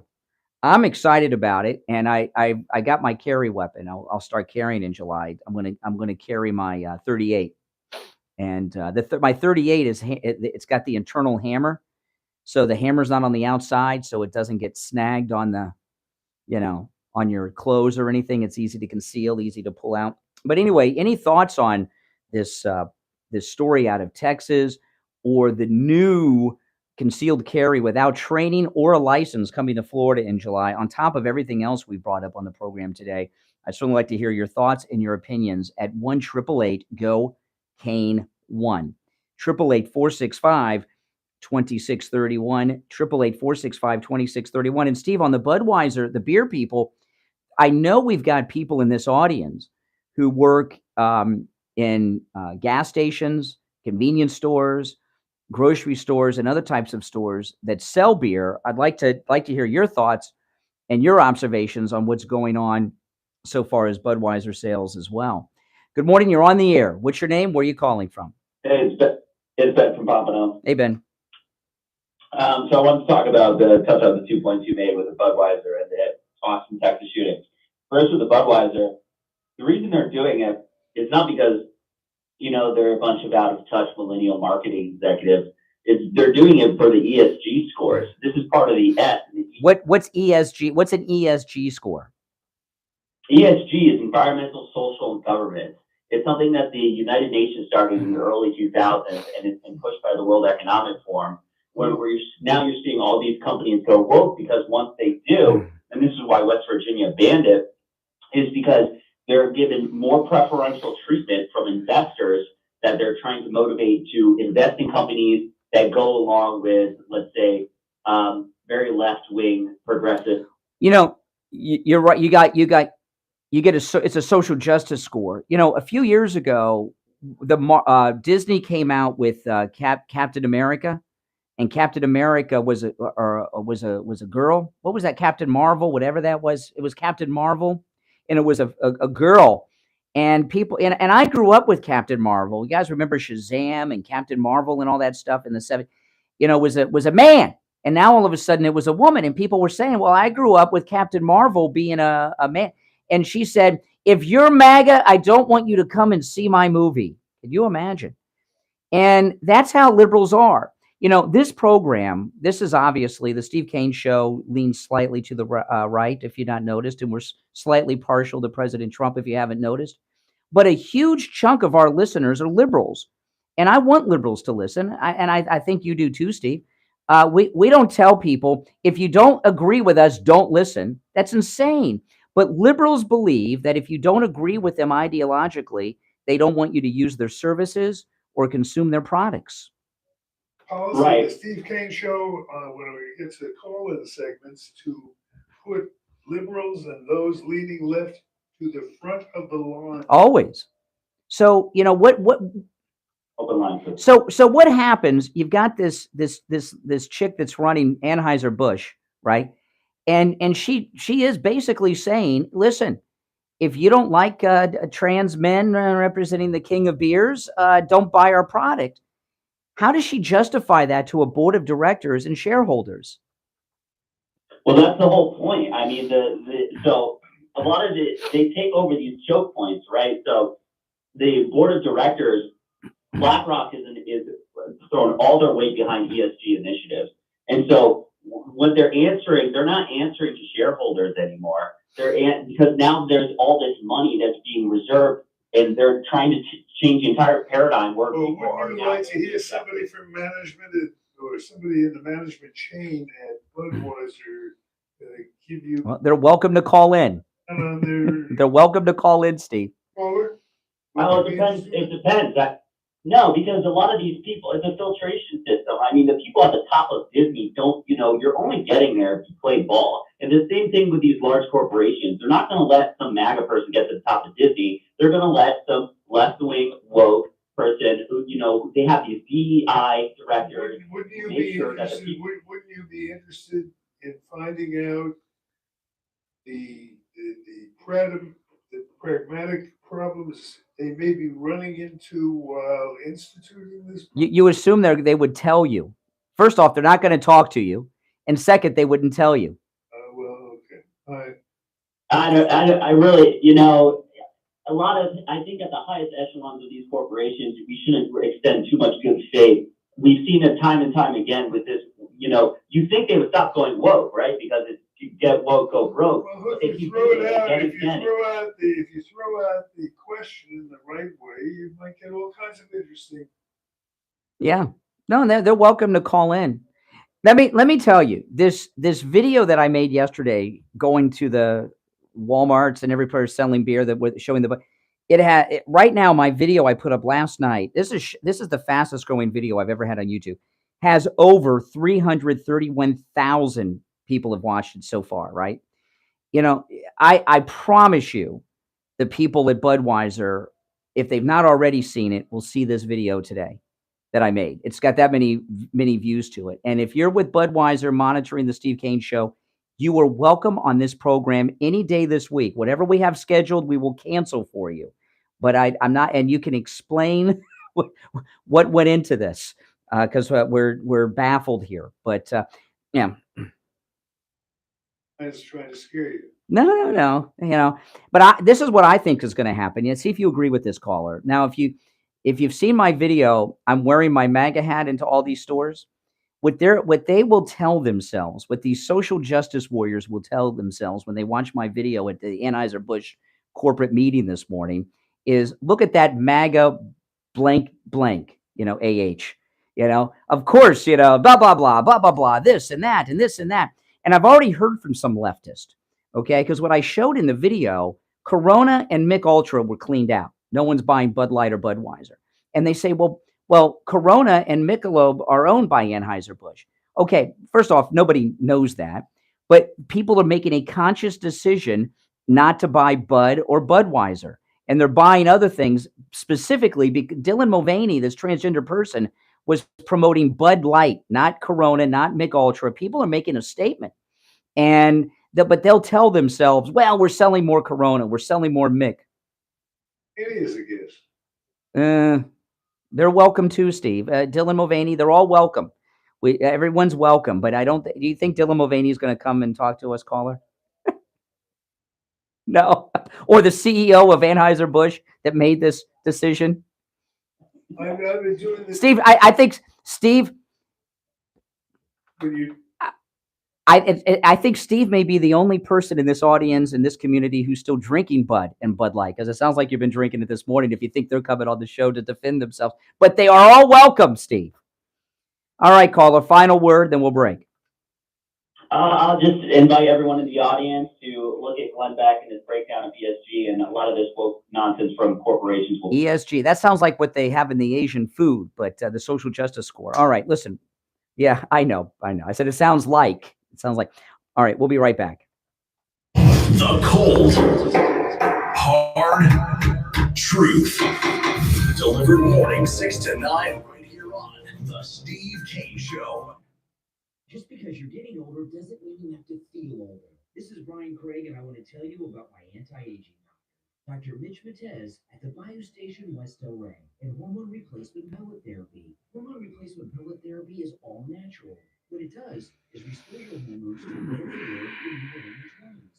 You'll feel younger, you'll have more energy, you'll get your sex drive back, and women, hormone replacement pellet therapy completely stops and reverses all the side Where effects of am I menopause. here? Mood swings gone. Night sweats gone. I've met listeners before and after hormone replacement pellet therapy with Dr. Matez, and when I first meet him, they're like Joe Biden, and no one wants to be like him. And then I meet him again after they began hormone replacement pellet therapy, and they have their energy back. Calling just like this Trump. Texas They're standing ruling up tall, unprecedented and feel saying that any years potential. younger. Now, it's always a free consultation with Dr. Matez when you tell him you heard about him on the radio. 561-320-8893. 561-320-8893. The following message is sponsored by the Florida Department of Elder Affairs, the Florida Association Oh my of goodness. Broadcasters This and radio station. this is just a crazy day of news. Got another story out of Texas. They have so much to offer. They need to be respected and taken care of. Oh my goodness. Being an ombudsman gives me that opportunity to pay it forward. For more information, go to ombudsman.elderaffairs.org. That's ombudsman.elderaffairs.org. This is Lori Kane. When people go to the dentist, they think of the pain, but the biggest pain is the cost. Not with Dr. Gupta at Brighton Dental Care. The dental work is painless, and the prices are painless too. Call today, 954-922-4633. My beers are I like Mick Light or Mick Ultra, Coors Light, Miller Lite Draft. I like Blue Ribbon. A lot of people don't like Blue Ribbon. I like Blue Ribbon. All right, we're back. I'm Brian. Steve Kane is here. Now, here's a very important question. Do you or someone you know or love suffer from neuropathy?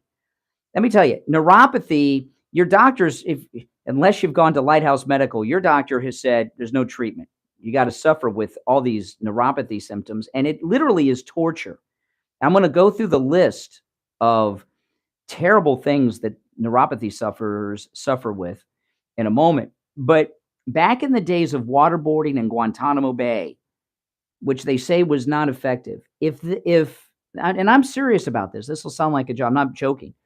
If they gave neuropathy to the Al-Qaeda terrorist in Guantanamo Bay, they would have sung like canaries and told them everything. We would have gotten bin Laden like in 2002. Okay. It's that bad. It really is, because it's, waterboarding just kind of ends. They do it for a little while. You feel like you're drowning, then they're done. And the neuropathy is an all day thing, 24 hours a day, 7 days a week. And here's some of the symptoms: numbness, pain, burning, tingling in the hands and feet, dizziness, muscle weakness, loss of balance, the feeling of pins and needles in the hands and feet. Some have no feeling at all. And a lot of neuropathy sufferers have all these symptoms in rotation, right? Like they have no feeling. Next thing you know, they're burning. Next thing you know, they're dizzy. It's constant. And Steve, you had every one of these symptoms, and maybe a few others that aren't on my list. And we went out and sought help. You went to doctors, you went to neurologists, everyone. They said, no, that's it. That's your life now. And we found Lighthouse Medical Center in Pompano. They have a treatment for neuropathy that works. Okay, it worked on you, Steve, and many people in this listening audience. Give them a call. And by the way, no matter where you're located, call them. If you can't make it to Pompano, that's okay. If you're out of town, out of state, they very well still may be able to help you. All right. And make sure that you mention you heard about Lighthouse Medical on the radio so you can take advantage of their no-charge consultation. Online at lighthousemedicalcenter.com. Here's the number: 754-222-6642. 754-222-6642. One more time, that's 754-222-6642 for Lighthouse Medical Center. Give them a call and say bye-bye to your neuropathy suffering. All right. So, yeah. The producer, I remember back in the days of the Joe Pine show, somebody at a production meeting suggested that we try to get Lester Maddox, the governor of Georgia, I believe it was at the time, as a guest for Pine. And Maddox was a hardcore racist. And Pine, of course, Joe, despite his reputation for being outrageous, Joe was an all-American, rah-rah, patriotic guy who didn't have a lot of patience for guys that were bigots.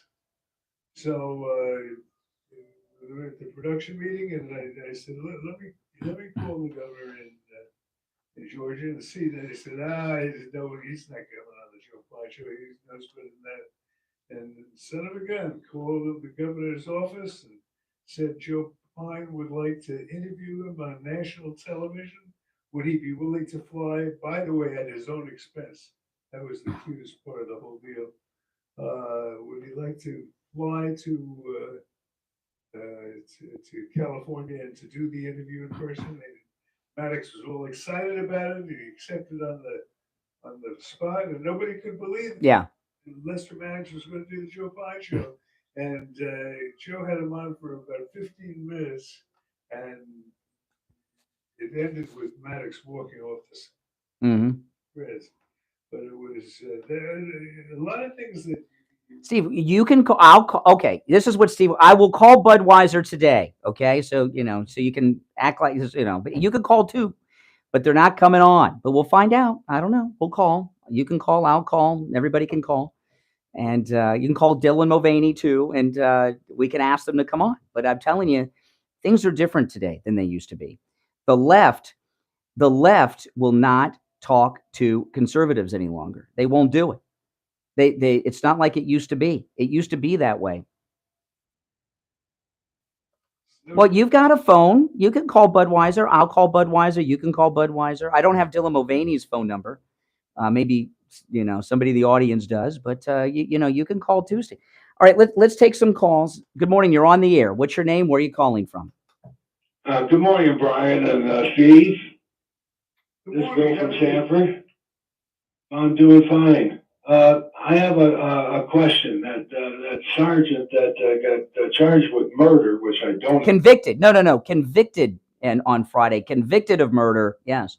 I can't think of one case of the 540 some cities during 2020 where anybody was prosecuted. Maybe I'm wrong. Kyle Rittenhouse was prosecuted and acquitted.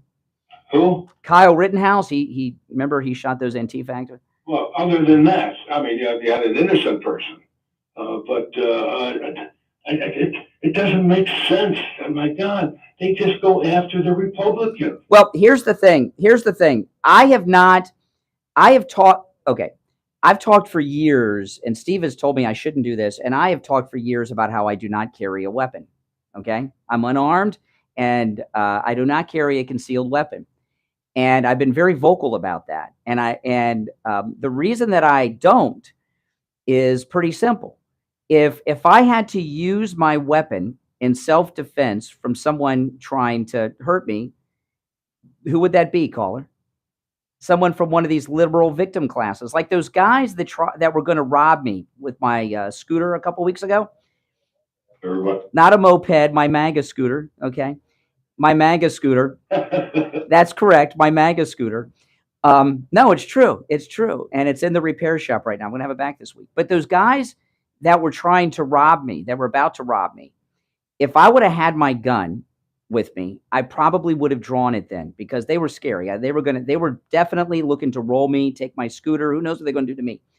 One of them didn't even speak English. One of them barely spoke English. They were probably both illegals. What would happen? And I'm wearing a MAGA hat. So here I am, a white guy. I shoot. If I would have shot these two guys who were probably illegal, okay, I'm wearing a MAGA hat and I do this for a living. And what would happen to me? Arrest you. I'd be I'd be under the jail, and then it would be on court TV, and they would pull off they'd find crazy things I've said on the radio over the years that I don't even remember, and even though I got a black child, that wouldn't be in any of the news stories. I'd be done. And I know a lot of people say I'd rather be judged by 12 than carried by 6. I'd be carried by 12. You know, too. So I gotta try to survive without using the gun on the street. Same thing with Steve. If Steve got robbed and somebody put it, I mean, look at this guy. This guy in Texas, he shot a white guy, but he's a BLM activist who was pointing the AK at him. So he got convicted of murder just because the guy is with BLM. So, you know, when you're when you're defending your life, maybe I have to say, well, can I survive the wound? Maybe I should take the hit. You understand? Yeah, I mean, it's just, it just irritates me to no end that cops were killed, innocent people were killed, fires, larceny, vandalism, and nothing happened. And Republicans, as you know, they're fed up with this. Yeah. Nothing. Well, listen, this guy's going to get pardoned. The pardon board is pretty much appointed by Governor Abbott. But watch what happens when they pardon this guy. It's gonna, even though the guy's white, it's going to be racist. Even though the guy he shot was white. Kyle Rittenhouse was acquitted because those guys attacked him, but he was only acquitted because the guys he shot were white. If Kyle Rittenhouse would have shot black people, he'd be in prison. Hey, thanks for the call from Sanford, George Zimmerman's neighbor. Good morning. You're on the air. What's your name? Where are you calling from? Yeah, good morning. This is Richie. I know it's going to be a quick one. Morning, Steve. Nothing is ever quick with you, Richie. Well, listen, thanks. I look at this Budweiser thing differently. I don't agree with beer whatsoever. Like I said, my cousin works for a major company. They got to shut them out. Everyone's got to shut them out. This is a whole thing, not an attack against masculinity of men. This is an attack on religion in this country so bad. You don't realize the fact that God created man and woman, and these people want to tell you that they can change what God created. And man did this. It's not God. There's only two genders, whether you like it or not, out there. And I'm sorry, call me bigot, call me anything you want. This is an attack against the Bible and religion. And just look at it. Just plain look at it. That's all it is. Yeah. Thinking, well, there's a little Tinkerbell running around and drinking a beer, acting like a woman. No, he's not a woman. He's a man. No matter what you do, your DNA is still a man. So the bottom line is, this is an attack on religion, and that's all this is, man. Well, it's an attack. It's an attack on a lot of things. What religion may be part of it, but what they're trying to do is trying to change our culture. But the religion. That's part of it. You agree? If you agree with this gender crap, then you're anti-religion. Whether you want to believe it or not, you're anti-God. If you believe this, you're anti-God. Mm-hmm. Himself. You can. And the thing with Budweiser, when you're looking for a spokesperson, you want to have someone. When you're looking for a spokesperson for a food or drink product, you want a spokesperson that's a little more appetizing than Dylan Mulvaney. He was a very strange, weird person. Well, look what the president of the United States has on his cabinet. For God's sake, that guy looks like, oh, I can't believe it. Yeah. Yes. That's true. Well, it is. That's true. Hey, listen, we're out of time for this hour. It's the Steve Kane Show. Steve's here. I'm Brian Craig. We'll take our break for the top of the hour. Call us on hold. Stand by. We'll be back right after this. Don't go anywhere. WWNN Palmetto Beach. WIRK.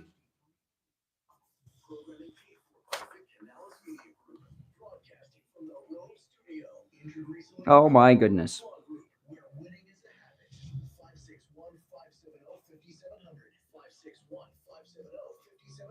Robes winning for you and our community.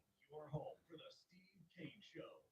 From the Palm Beach Patio Furniture Center, luxurious outdoor spaces are created. Oldies forecast.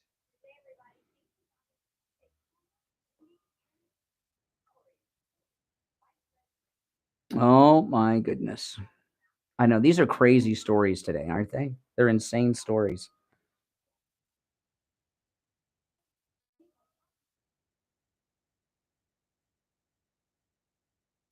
If you're new to my channel, make sure you subscribe and please like the video, everyone. If you've not already liked the video, like the video. Now, a true Oldies traffic check.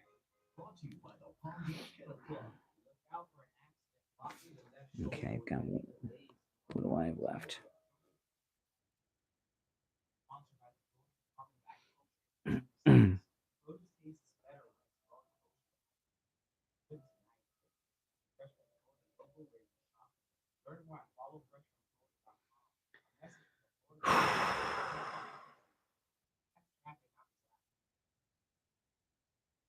Sometimes during the break, I just rest a little bit.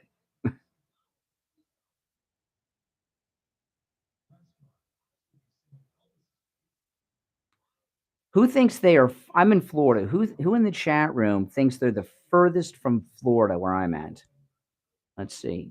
Who thinks they're the furthest from Florida?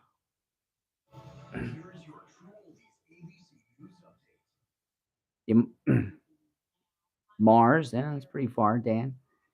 Yeah. That's pretty far. New Mexico, Saskatchewan, Wyoming, New York City, Washington State. Washington State's the furthest so far. Because it's not just west, it's north. No, not people in general. I mean people in the chat.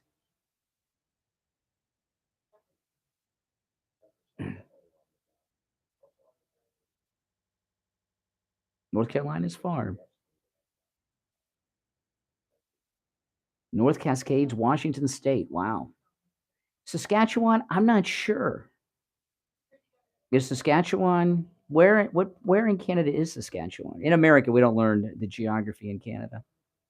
Peyton, Colorado, Ontario, Oshawa, Dallas.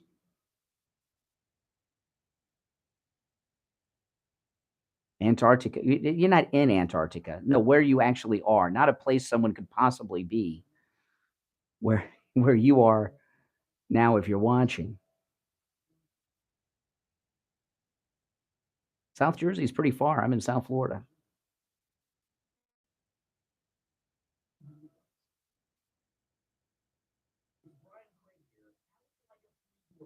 Oceanside, California. Philly. Saskatchewan is above Montana. So would that be further away than Washington State? Not sure. Georgia. Well, you're the furthest away if you're in Georgia that used to be part of the Soviet Union. But if you're in Georgia here in the United States, you're not the furthest. San Diego. Lebanon. Like Lebanon, the country, or like Lebanon, Wisconsin, or Lebanon, Ohio. Yeah, I think Washington State's further away than Saskatchewan. Unless you're way in the north of Saskatchewan, then maybe not. Because how far north does Saskatchewan go? Mm-hmm.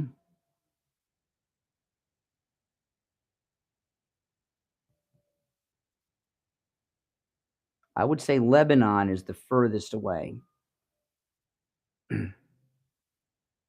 New Brunswick, Canada.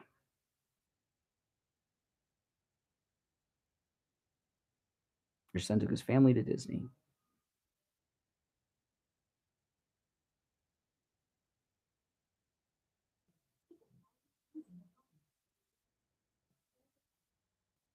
Queens. Thanks, D. Yeah, I didn't think it'd get that many views. I mean, that was shocking, especially on a holiday. All right, we're back. I'm Brian. Steve Kane is here. I was asking everybody in the chat room where they're listening, Steve. We have someone in Lebanon. So Lebanon, yeah, that's pretty far, I would say. Oh my goodness. Welcome back, everyone. Our number 1-888-GO, Kane 1-888-465-2631. You back with us, Steve? Okay. Texas is all over the news. There's another story out of Texas. They're banning the abortion pills, right? And the liberals are very upset about this. And I wanted to play this audio. It's a local news station out of Texas, and they interview people on the street about the abortion pill will no longer be available in Texas. Okay, and let's hear. This is the news out of Texas. Yeah, they call it abortion medication, by the way, in the news story. I've never heard of the abortion pill referred to as medication before, but that's what they call it. Good evening. Health officials are calling this Texas ruling unprecedented and saying that any potential ban would have sweeping impacts. To put it into perspective, here in North Carolina last year. Oh, I'm sorry, I misspoke. North Carolina, not Texas. I've got Texas on the brain because of the guy that was defending his life. This is North Carolina, not Texas. But there's a ruling in Texas, and now it's carried to North Carolina. Bad news for those of us who would like to see a Republican administration. Yeah, exactly. And Parenthood in the state were medication abortions. If that ruling were to stand, those could become a thing of the past. It's really scary to live in the time, especially because I'm 22, and if I were to become pregnant right now, I would not be able to take care of my child. So I think I should have the option. I think that. Okay. Oh, yeah. Why doesn't she? Yeah. What about adoption, girl? I mean, come on. I mean, it does not even occur to her. Yeah, adoption's not even on the. And if you saw this video, I mean, if a man wants to impregnate her, she should marry that guy. If you saw her, you'd know what I mean. Not be able to take care of my child, so I think I should have the option. I think that women should be allowed to do what they want with their bodies. Oh, that's interesting. This guy. So they're asking men. I thought men shouldn't even weigh in since. Oh, I guess men can get pregnant now. So this guy on the street says that women should have a right to choose what to do with their own bodies. I wonder. We don't figure out, we on the right do not figure out a way to handle this abortion controversy any better than we did the last time around. Yeah. We're going to be in big trouble. Oh, I think we're winning on it. So this guy that says women should be able to do whatever they want with their body, I wonder if he thinks women should be able to shoot up heroin into their body, smoke crack, right, into their lungs, snort cocaine through their nose, or maybe even work as prostitutes. Question any way you want to. By the time the liberals get finished doing the wording of whatever the law will be, you're not going to get to vote for it. Yep. Pregnant right now, I would not be able to take care of my child, so I think I should have the option. I think that women should be allowed to do. They never finish the sentence. All eyes. They never finish the sentence. Yeah. Have a right to control her body, and that's right. Never finish the sentence. No. After the Justice Department appealed that Texas judge's ruling against the I FDA can't afford approval my of rent. This is not America. What you saw by that one judge. Yeah. Okay. Now this is the Secretary of Health and Human Services. Circuit Court of Appeals after the Justice Department appealed that Texas judge's ruling against the FDA approval of mifepristone. This is not America. What you saw by that one judge in that one court in that one state, that's not America. If upheld. So I'm sorry, it wasn't one judge in one court. President Trump's Supreme Court overturned Roe v. Wade. Okay, so that's this is something. Okay, with the rate of people that are illegally coming across the border, we need to have Americans have as many babies as possible just to have a hope of keeping up. But let me finish up. There's some more with this story, then we'll go to the phones. This ruling would force the FDA to stop production of the drug. But legal experts telling ABC News it's unlikely clinics would face legal action for distributing whatever supply they currently have if the drug is legal in their state, like it is in North Carolina. But that's leaving locals confused about the status quo. I think you kind of lose some of the confidence in the healthcare system or laws in general. Like, people don't feel like they can actually get the justice that they deserve, right? Or autonomy over their bodies. Dr. Jonas, what an idiot. Telling us in a conversation last week that confusion is creating a dangerous ripple effect about what's legal and what isn't. It's not just that people aren't able to get the abortion care that they need, but also that they're not able to get other types of essential health care and not able to sort of access the full spectrum of evidence-based healthcare that we have, not just in reproductive health, but across the system. The pro-life movement praising the win in Texas while calling the drug dangerous. Marjorie Dannenfelser at SBA Pro. Okay, it goes on. I don't know what other health care they're talking about, but I'll tell you, President Trump did what I never thought was possible, overturn Roe v. Wade. And what you see, everything we always said, Steve, about Roe v. Wade over the years is true. It'll be up to the states, right? Texas just passed a law. North Carolina is considering a law. Maybe we'll win it in North Carolina. Maybe we won't. North Carolina will decide. And, and the liberals have this insane new business that they've opened up. Abortion tourism is taking place. And people are traveling to other states to have abortions. And I would argue that if you can afford to travel to another state, you can afford to have your child until it's born and then give it up for adoption if you don't want the child after that. But I don't know what they're talking about. All right, let's go back to the phones. You're on the air. What's your name? Where are you calling from? Good morning, Brian. It's Lisa in Texas, and this abortion thing. It's so ridiculous that the left, they can't wait to kill babies. And if people want to have autonomy over their bodies, then they need to be accountable and responsible for their adult actions. Mm-hmm. And that means taking precautions so you don't get pregnant. Why aren't people teaching this anymore? It just beguiles me that, they just, put out this stuff. And I have a friend that she was always taking that dang pill. And when she finally did get pregnant, she lost her first baby. And I don't know if it was because she might have taken the pill and it didn't quite work all the way. But I mean, Steve, it's just horrific. And we need to, and the reason why it got overturned is it never should have been a federal thing. It's back to the states now. This is what America's about. Yeah, but that's not how it's going. That's not how it's going to be merchandised by the liberals. The liberals are going to be making a question. No matter how the bill is written, they're going to mischaracterize it. They're going to claim that ladies out there are going to lose their right to kill their kid, which is what it's. Can't wait to lose that right. Well, and here's what's funny. What happened here in Texas right after Roe v. Wade was overturned, the vasectomy centers had a 500% increase in calls from men, as well as women calling in to talk about getting their tubes tied. Well, sounds like some responsibility in play. The thing about it is, and I'm not kidding. Okay, we're being invaded at our southern border by the millions. Whatever numbers they tell you in the news is very conservative, and our birth rate is low because of all this trans and weird gender stuff going on. We cannot afford to have abortions in this country anymore, or we're going to lose our country to foreign invaders.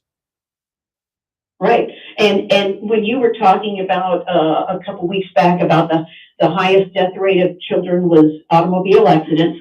Correct. Like in the Black community, it's abortion. Well, yes, that's true. If you include abortion, it's number one. Yes, abortion is number one. Absolutely. Yeah, and I'll just throw this out before we break. My entire life, now in different communities, the number is different, but nationwide in the United States, the Black population, my entire life, has been at a constant 12 or 13%.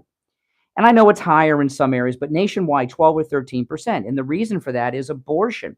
The Democrats' abortion has kept the Black population at its current level as a percentage of our population for the last 50 plus years. Margaret Sanger wanted. That's right. Hey, listen, take care. Thanks for the call from Texas. If you're on hold, stand by. It's the Steve Kane Show. I'm Brian. We'll be right back. Don't sit on the sidelines. Get in on the action. Call the Steve Kane Show live on air now. 888-GO-KANE-1. This is the Steve Kane Show with Brian Craig.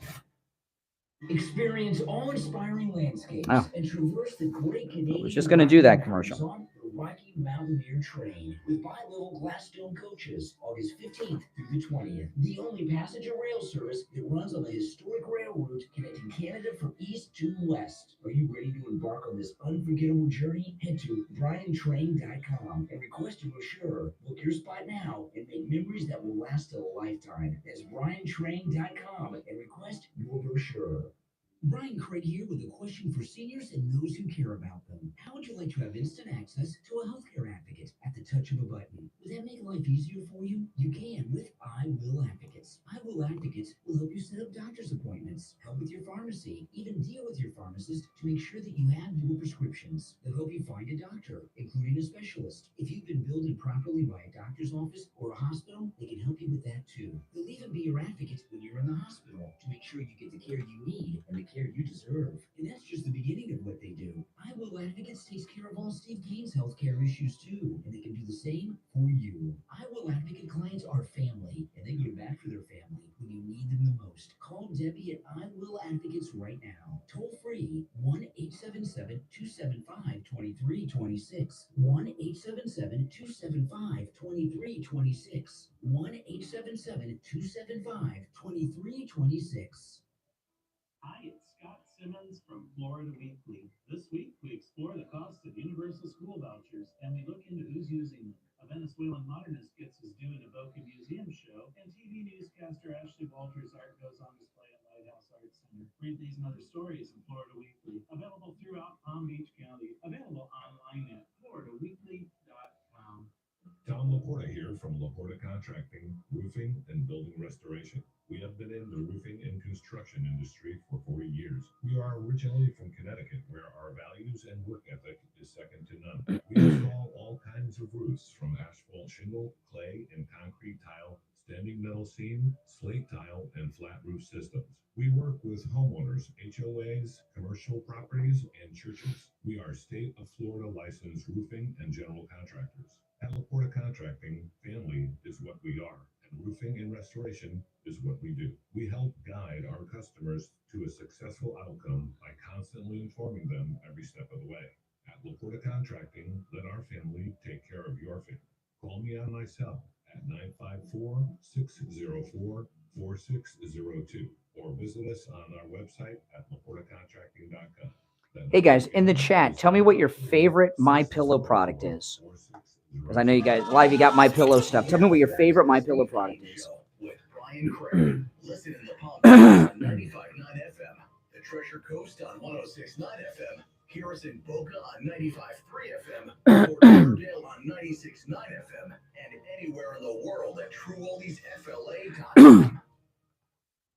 All right, we are back. I'm Brian Craig. Steve Kane is here. You know, last night I got 4 hours sleep because I was up late last night watching Ben-Hur. We were watching Ben-Hur, and that was the first time I've ever seen Ben-Hur in its entirety in one sitting. Usually it's like an all-day thing. Come and go, maybe 3 days. Watch the whole thing, including the great miracle at the end. 4 hours sleep, and here I am just, you know, going nuts here on the show this morning. That's because that 4 hours of sleep that I did get was well-rested sleep, thanks to Mike Lindell, the Thomas Edison of sleep. And, you know, I just want to tell you guys about a couple of things. Now, you can take advantage of all the specials at mypillow.com with our promo code Kane at checkout, Kane. But what I share with you are what I consider the best deals, my favorites, and the must-haves, okay? Now, of course, the MyPillow 2.0 with cooling technology, which is an improvement on the previous MyPillow. It has cooling technology to keep your head and face the perfect temperature all night. You will never flip your pillow over again because you're hot. And my wife is just telling me how great it is for women like her that are going through menopause, because women that are going through menopause, they get all hot at night and everything else. She doesn't have that experience with the MyPillow 2.0. It's buy one, get one free with our promo code Kane. Now, the MyPillow 100% Giza cotton dream sheets are amazing. Okay, they're made of 100% Giza cotton, which is the finest cotton in the world. And Mike Lindell says there's a lot of companies that advertise Giza sheets, but they're only like 10% Giza cotton. The MyPillow Giza sheets are 100% Giza cotton, and that perfectly regulates your body temperature too. It's like Goldilocks. You're always the perfect temperature, no matter the temperature in the room, outside, inside. You're always the perfect temperature. So you put that MyPillow 2.0, which is buy one, get one free, together with the Giza cotton dream sheets that are buy one, get one free, and you're going to get a well-rested night's sleep like me. Here I get 4 hours sleep, and I was up all day yesterday doing all kinds of craziness. 4 hours sleep, and here I am just filled with energy during the show this morning. That's Promo code Kane, Kane, at checkout at mypillow.com. You can also order by phone, toll free, 1-800-716-4879. 1-800-716-4879. Promo code Kane, Kane. All right. You're on the air. Oops, sorry about that. That's the liberal we're looking for. Good morning. You're on the air. What's your name? Where are you calling from? Hi, this is Helen from Kansas. Oh, yes, Helen. Hi, guys. These people that commit murder or abortion think that they don't have any consequences to have to face, but they sure do.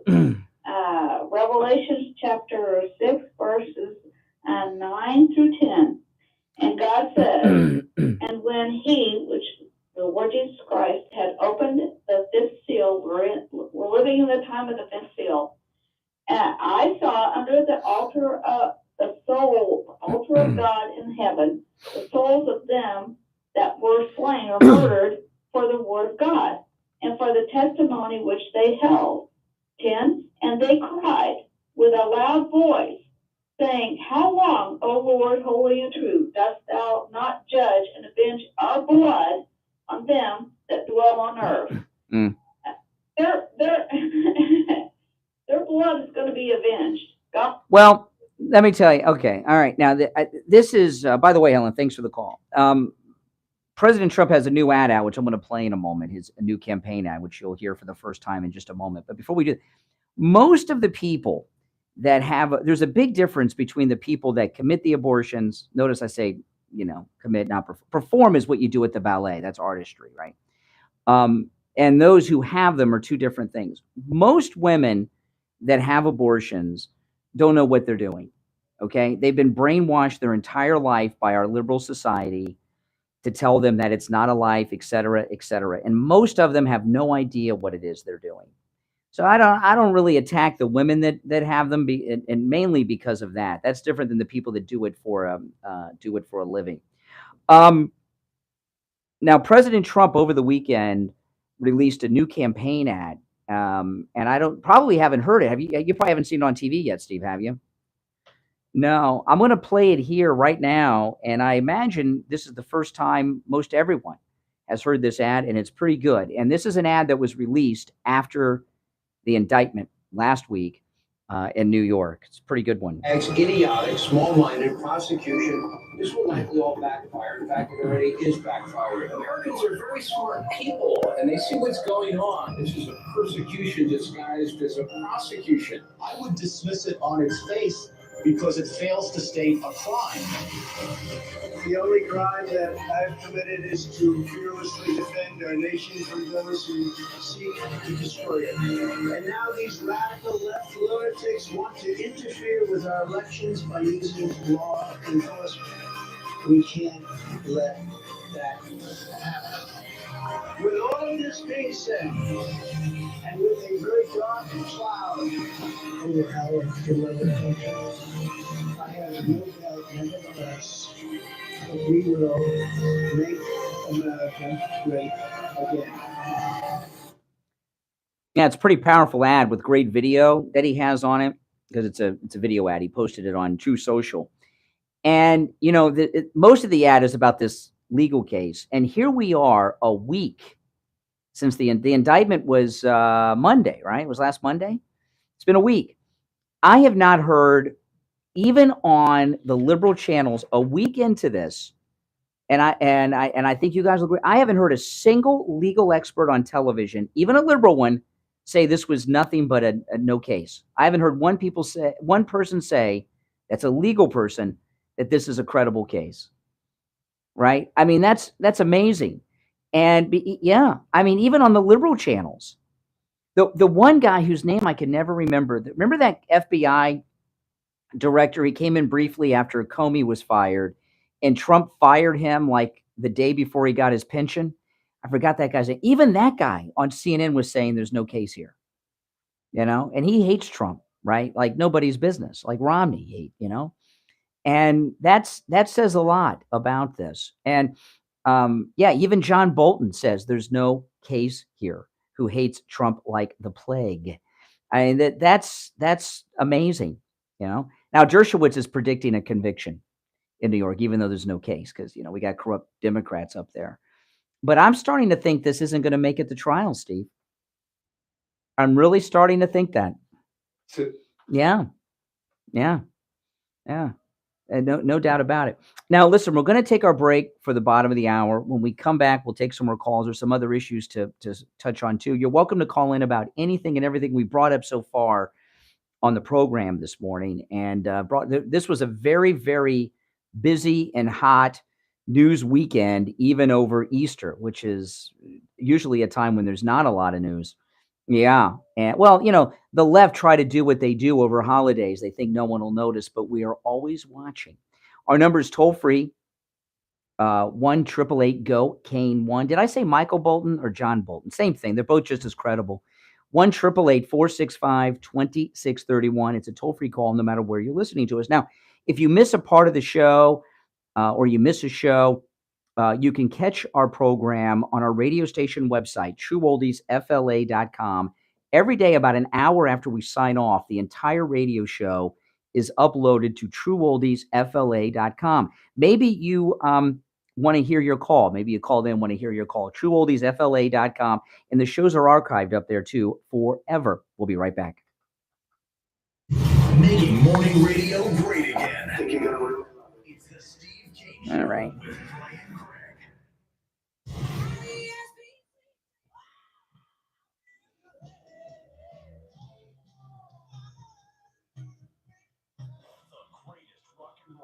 Is Barry Siegel every day? No, he's not today. Okay. Yeah, the gold report we have today.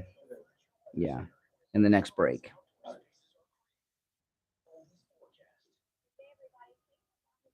Mike's in New York.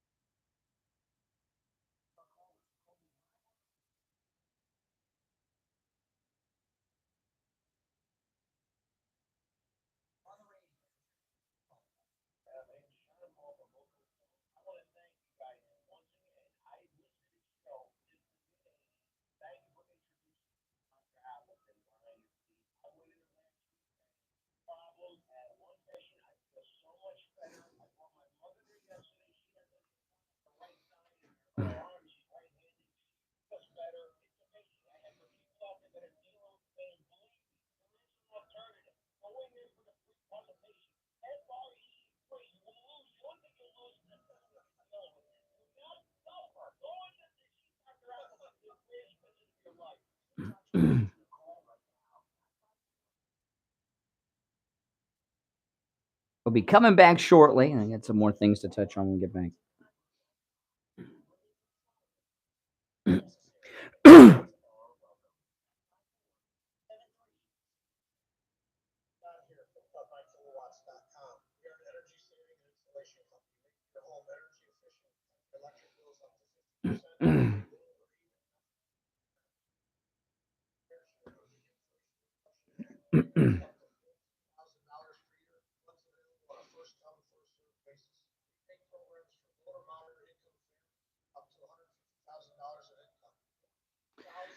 Oh boy.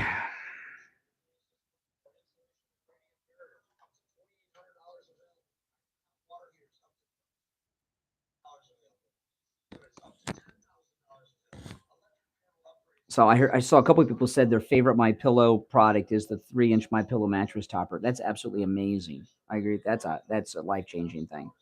I'll talk more about that tomorrow. That 3-inch My Pillow mattress topper will change your life. I've had one for a couple years now.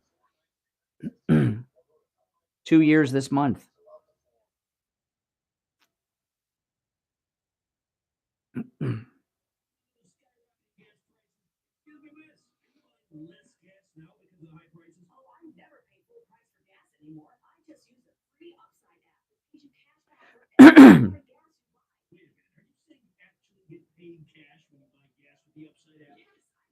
I don't know how he has time to upgrade and invent all these new things, but he does.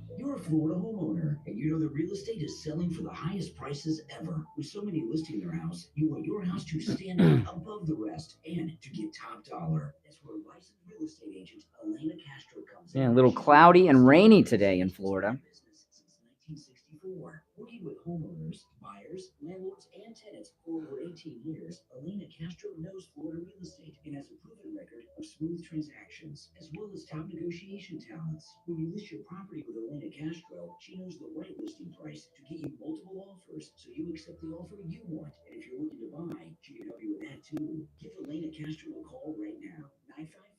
954-478-5015. 954-478-5015. Get your house listed and sold for the price you want. 954-478-5015. 954-478-5015. Now back to the Steve Kane Show, celebrating 45 years on. All right, welcome back, one and all. I'm Brian. Steve Kane is here. Our number 1-888-GO-KANE-1. You're on the air. What's your name? Where are you calling from?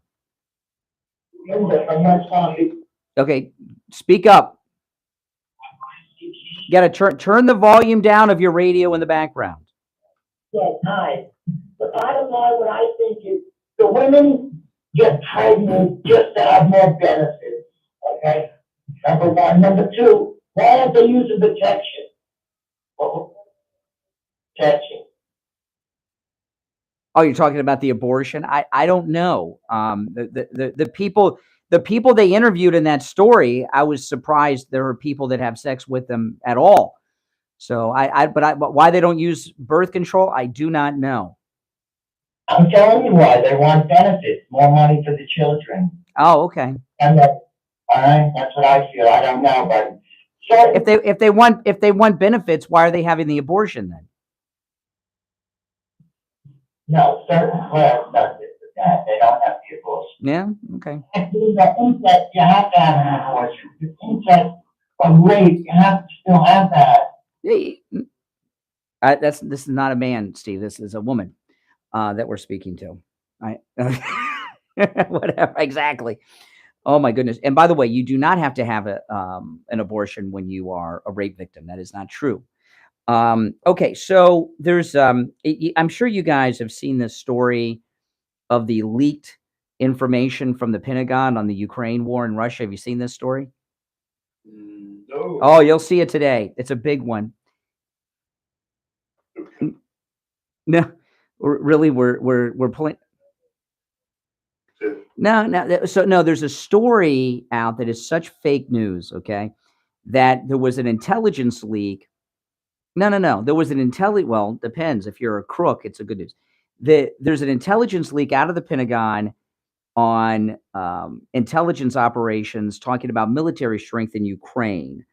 And they're trying to get to the bottom of who leaked out this information. They don't have to look too far, and they know who did it. And so they've got this classified information about the military readiness of Ukraine versus Russia. It leaked out of the Pentagon, top secret leak. What do you think it showed?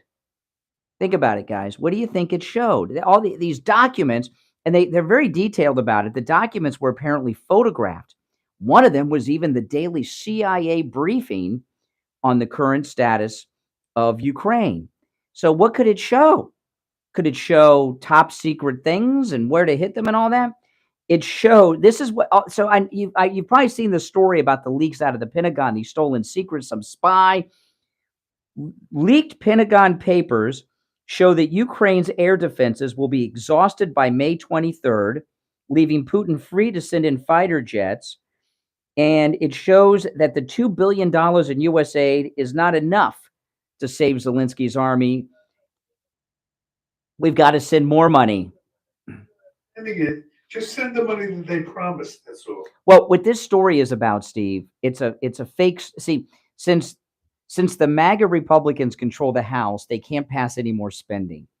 So someone in the Biden regime, or maybe Zelensky's people, I don't know, leaked out this fake story that classified secrets about the U.S. and Ukraine were leaked.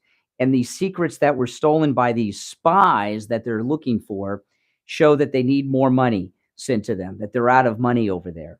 Give me a break. That is such fake news. This is a weak psyops by the Democrats to try to get Kevin McCarthy and the MAGA Republicans that control the House of Representatives to pass more funding for Ukraine so that the big guy can get his 10% and the Democrats can get more earmarks stuffed into it. It is a total fake story. Ukraine has plenty of money and plenty of everything they need. Okay. If they send the money they promised.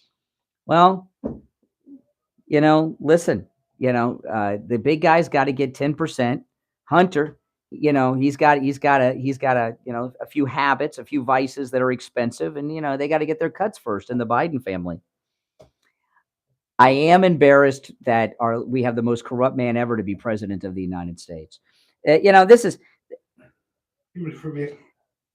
A large cache of highly classified Pentagon documents appear to detail classified information, including how Ukraine's defense system could run out of missiles and ammunition by May 2nd if we don't send them more money. Give me a break. And they're not even concerned with the more money. Now they're concerned with getting what has been promised them and what has been in the pipe for so long without being delivered. I saw Zelensky meeting the Polish president the other day. Why is Zelensky the only one not wearing a suit? The Polish guy's wearing a suit, the Polish president. Zelensky. Concerned all of a sudden about the wardrobe of.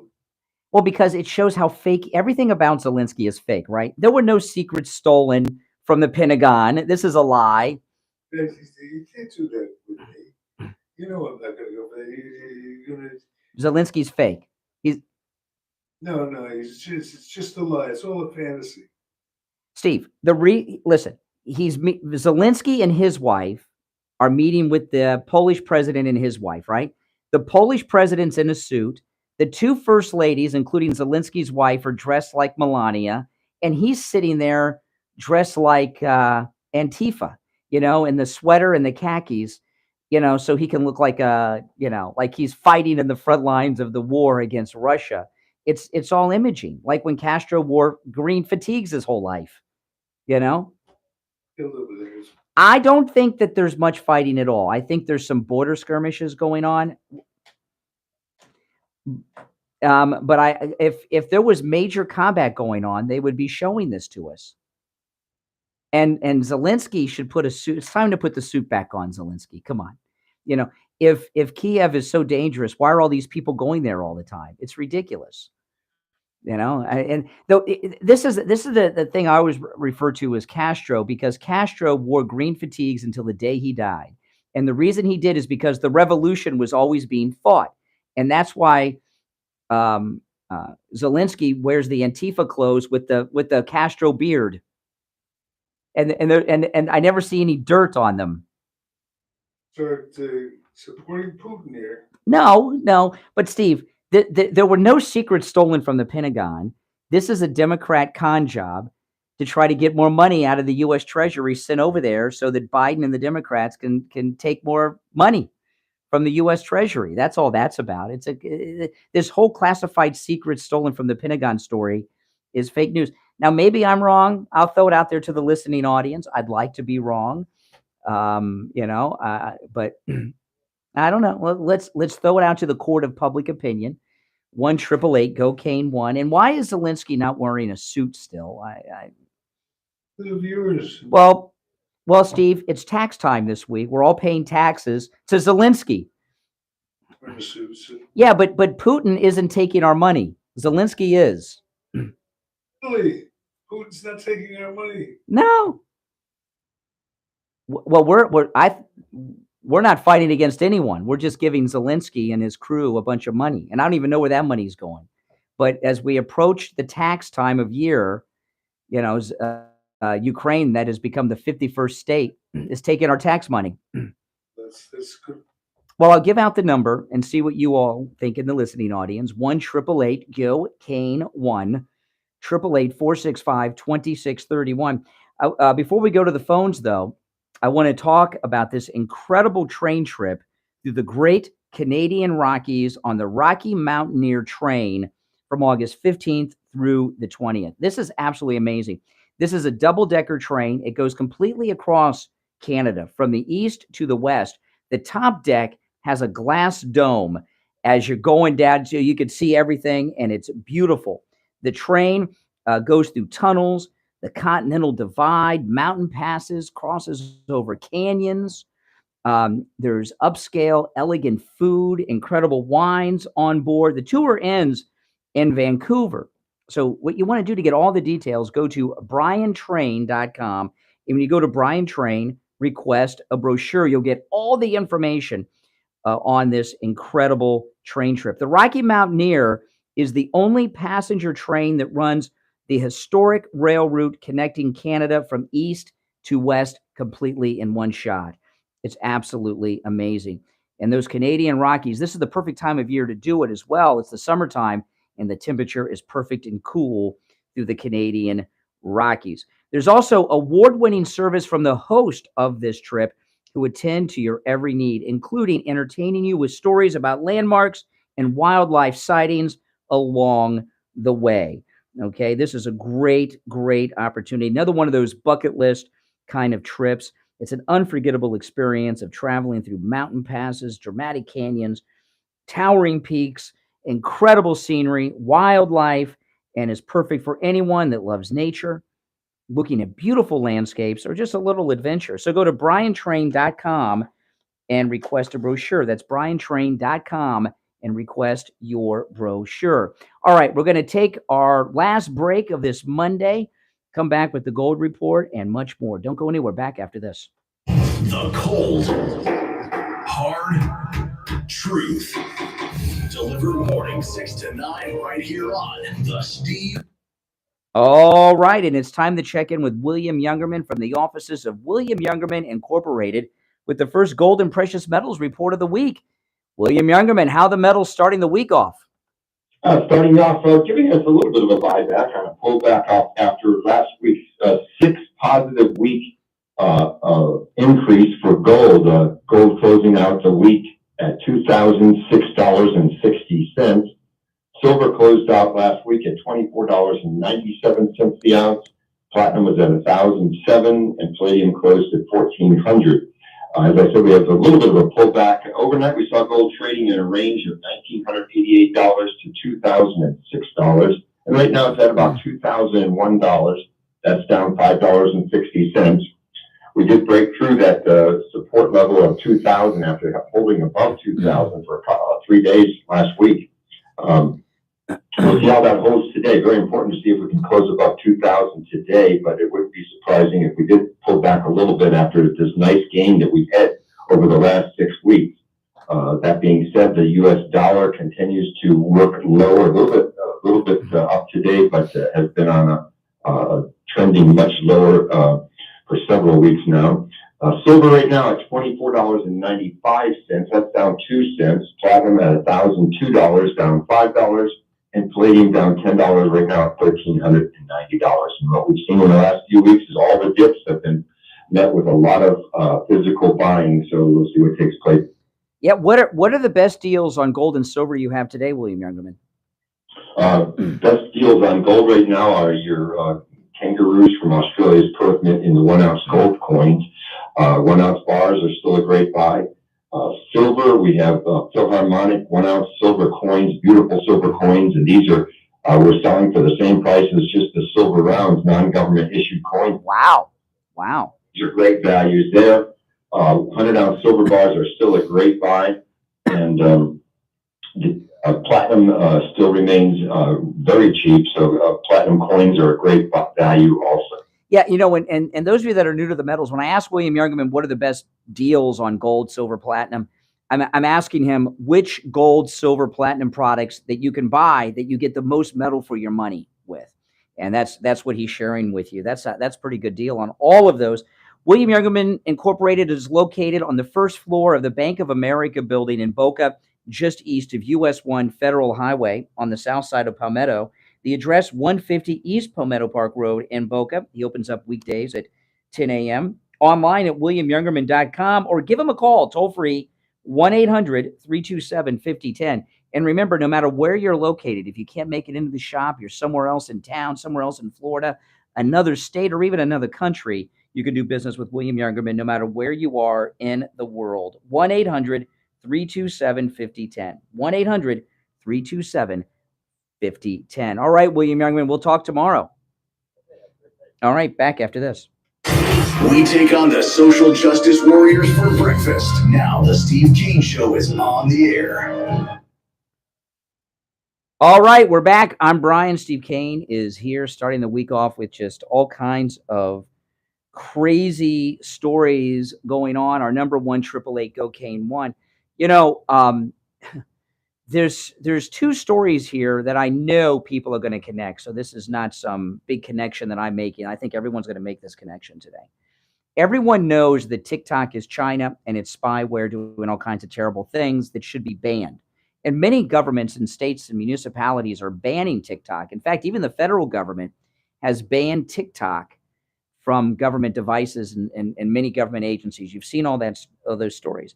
Well, then over the weekend, the Biden regime announced that they're going to hire TikTok influencers to help with the Biden 2024 reelection campaign, and that these TikTok influencers are going to have their own press office inside the White House, separate from the rest of the press. So if TikTok is China, why are we letting these people into the White House and work on? And isn't that illegal? I'm sure everyone's going to make the connection with China, TikTok, and this influencer thing. But now what they're trying to morph it into in the press is that they're starting an influencer media department. The original announcement was TikTokers. Okay, they're rephrasing it to influencers to get TikTok out of the story and thinking, well, it was Easter, people weren't paying attention. Well, I was paying attention, and I know a lot of other people were too. And then you saw the story, Steve, about George Soros' son has been to the White House like 14, 15. What the hell's that about? I mean, what the heck? See, is what you get. I mean, I guess did he bring his checkbook with him? Do they require cash in person? I mean, what is the purpose of that? Raising they get, what they think they can get away with it. 14 times. And I haven't seen any photos of him coming or going. I'd like to know if he had a suitcase, and did it look heavier when he walked in than when he walked out? You know, the reason we know about this isn't because they announced it. It's the White House visitor logs. And, you know, Biden goes home to Delaware every weekend, and there's no visitor logs in Delaware. And that's where he, I believe, does his crooked business dealings. It's incredible. They just are so upfront about it. They're not even worried about getting caught. I know. I mean, I just can't imagine. You would think if you were an elected official in Washington and you were going to meet with the son of George Soros, that you would do it like on the phone or something. You wouldn't have him come in person. And we all know that George, and this is This is a very important thing because we know that George Soros was involved in this indictment of President Trump because he owns Bragg, you know. And what I'm wondering, I'm very serious about this. I am not a conspiracy nut. Just because something is a conspiracy doesn't mean it's not true. Being a conspiracy doesn't mean it's crazed. There are true conspiracies out there. And my guess is, yeah. Well, I would agree with that. But here's what I think is going on. I think George Soros's son is the messenger and courier for the dad on the big issues, and they're too sensitive to do over the phone because you never know who's listening. Look what happened. Trump got impeached with that Zelensky call with Colonel Vindman. They don't want to have conversations about these serious things on the phone, so they bring the son to the White House.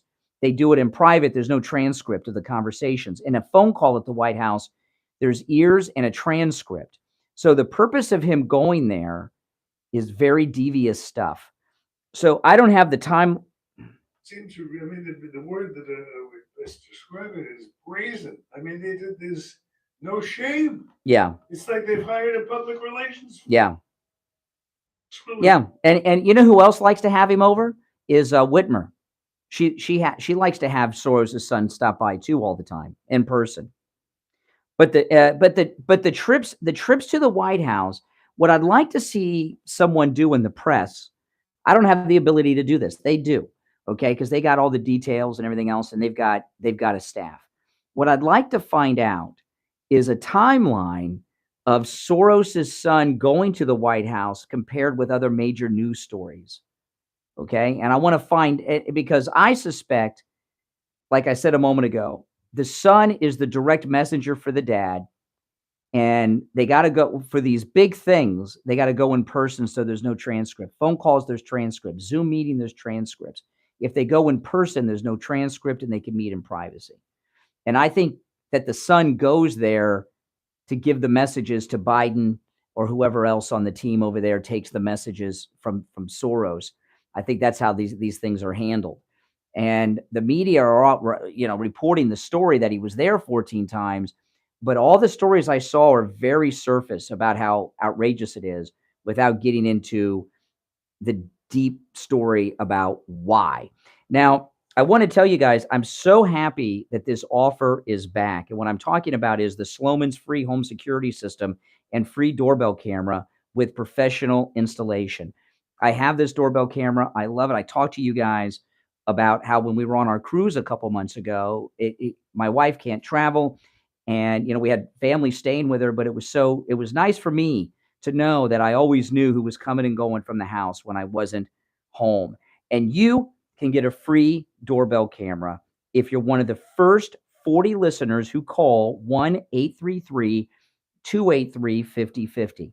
That's 1-833-283-5050. You'll get a free doorbell camera that connects directly to your cell phone with installation of your Sloman Shield. You'll be able to see your house right from your phone, no matter where you are, from the palm of your hand. Also, you get a customized home security system and professional installation when you use their low-cost central station monitoring. So you get an LED touchscreen pad, a motion detector, 3 arm doors, and a backup battery. Plus, if you're one of the first 40 listeners to call 1-833-283-5050, 1-833-283-5050, you'll receive a free doorbell camera with the installation of your Sloman Shield. So call Sloman's right now for this limited time offer, 1-833-283-5050.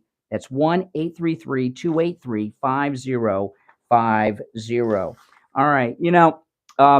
So there's a lot happening. We're going to cover it all right here each and every morning. Right, what we're in right now, guys, is one of the biggest periods of news that I've ever experienced in this business. I was telling you on Friday, I mentioned this on the air, I kind of compare what's going on to the O.J. Simpson trial, which I call the golden age of radio, was the O.J. Simpson trial.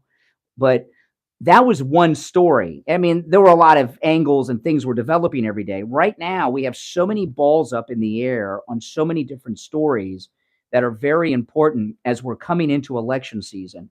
And those of you that listen to this program, whatever radio station you're listening to us on, whatever online platform, tell your friends, get your friends listening to this program. There's no other radio show like it. We discuss all the stories that are important, and this is where MAGA comes to talk.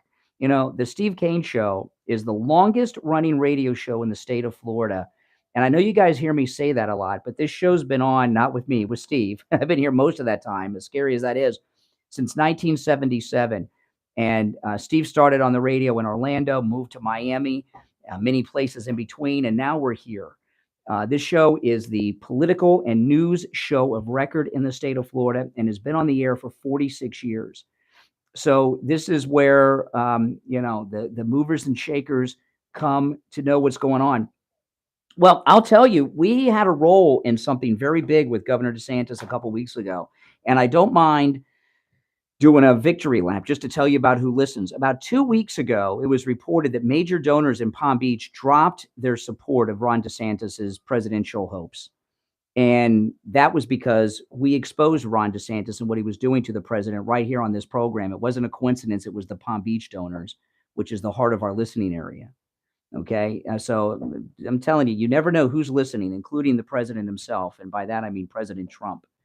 And this is something that people tell me I shouldn't say, and probably you, Steve. You will never hear me disagree with President Trump nor criticize President Trump. And Steve is a different matter. I'm not speaking for Steve, and you guys feel free, but you will never hear me criticize nor disagree with President Trump. And I've always said that since he came down the escalator. And people tell me you shouldn't say that, you shouldn't do that. You've got to disagree with President Trump at least every other Thursday so you maintain credibility with the audience. Well, first off, President Trump has enough people disagreeing with him. He doesn't need me. But I'm not hiding disagreements. President Trump has not said or done anything that I disagree with since he came down the escalator. There's been a couple of times in that first campaign I was like, uh-oh. And then boom, Trump's always proven right. And if you point back to the entire history of Trump's political life since he came down the escalator, no matter what he said or did, when he, at the end of the day, at the end of the news cycle, he was proven right, wasn't he? So no, and he's as perfect as a politician can be, and he needs our support. And everyone's telling DeSantis, Steve, at this point, I believe is unelectable forever for any office. Yeah. And it's I'm really glad that he blew his cover, because he would have been our second MAGA president in 2028, and he could have saved his betrayal till then. But he got too excited and voiced his support of President Trump's indictment, and he wasn't going to do anything about it. And yeah. The leader is patience. Yeah, well, he doesn't have any of that. DeSantis. John does. Oh, yes. Counts. That's right. That's right. So, yeah, and there's a lot going on. I love this fake story. Melania finally showed herself to who? The media? You know, they indicted our president. They booked him and arrested him up in New York. Maybe Melania is protecting their son from this disgusting media. Maybe that's what she's been busy doing, guys. Now, listen, we're out of time for today, but we will be back tomorrow morning at 6 a.m. And I didn't even get to all my show prep today. So, but there'll be many news stories. What I didn't get to will probably be old news by tomorrow. And there'll be tons of new stuff that we'll be discussing starting at 6 a.m. with your calls. I'm Brian Craig. Steve Kane, of course, has been here. And as always, if you miss a portion of the show every day, about an hour after we go off the air at our radio station website, trueoldiesfla.com, the entire show is uploaded and archived there forever. trueoldiesfla.com. All right. And you can also listen to your calls if you've called in and you want to clip it off of there. trueoldiesfla.com. All right, everyone. God bless America. And of course, God bless the greatest president ever, Donald Trump. See you tomorrow. WWNN Pompano Beach, WIRK HD3. Okay, guys, I got to get out of the way, but thanks for watching. Make sure you subscribe and like the video. All right.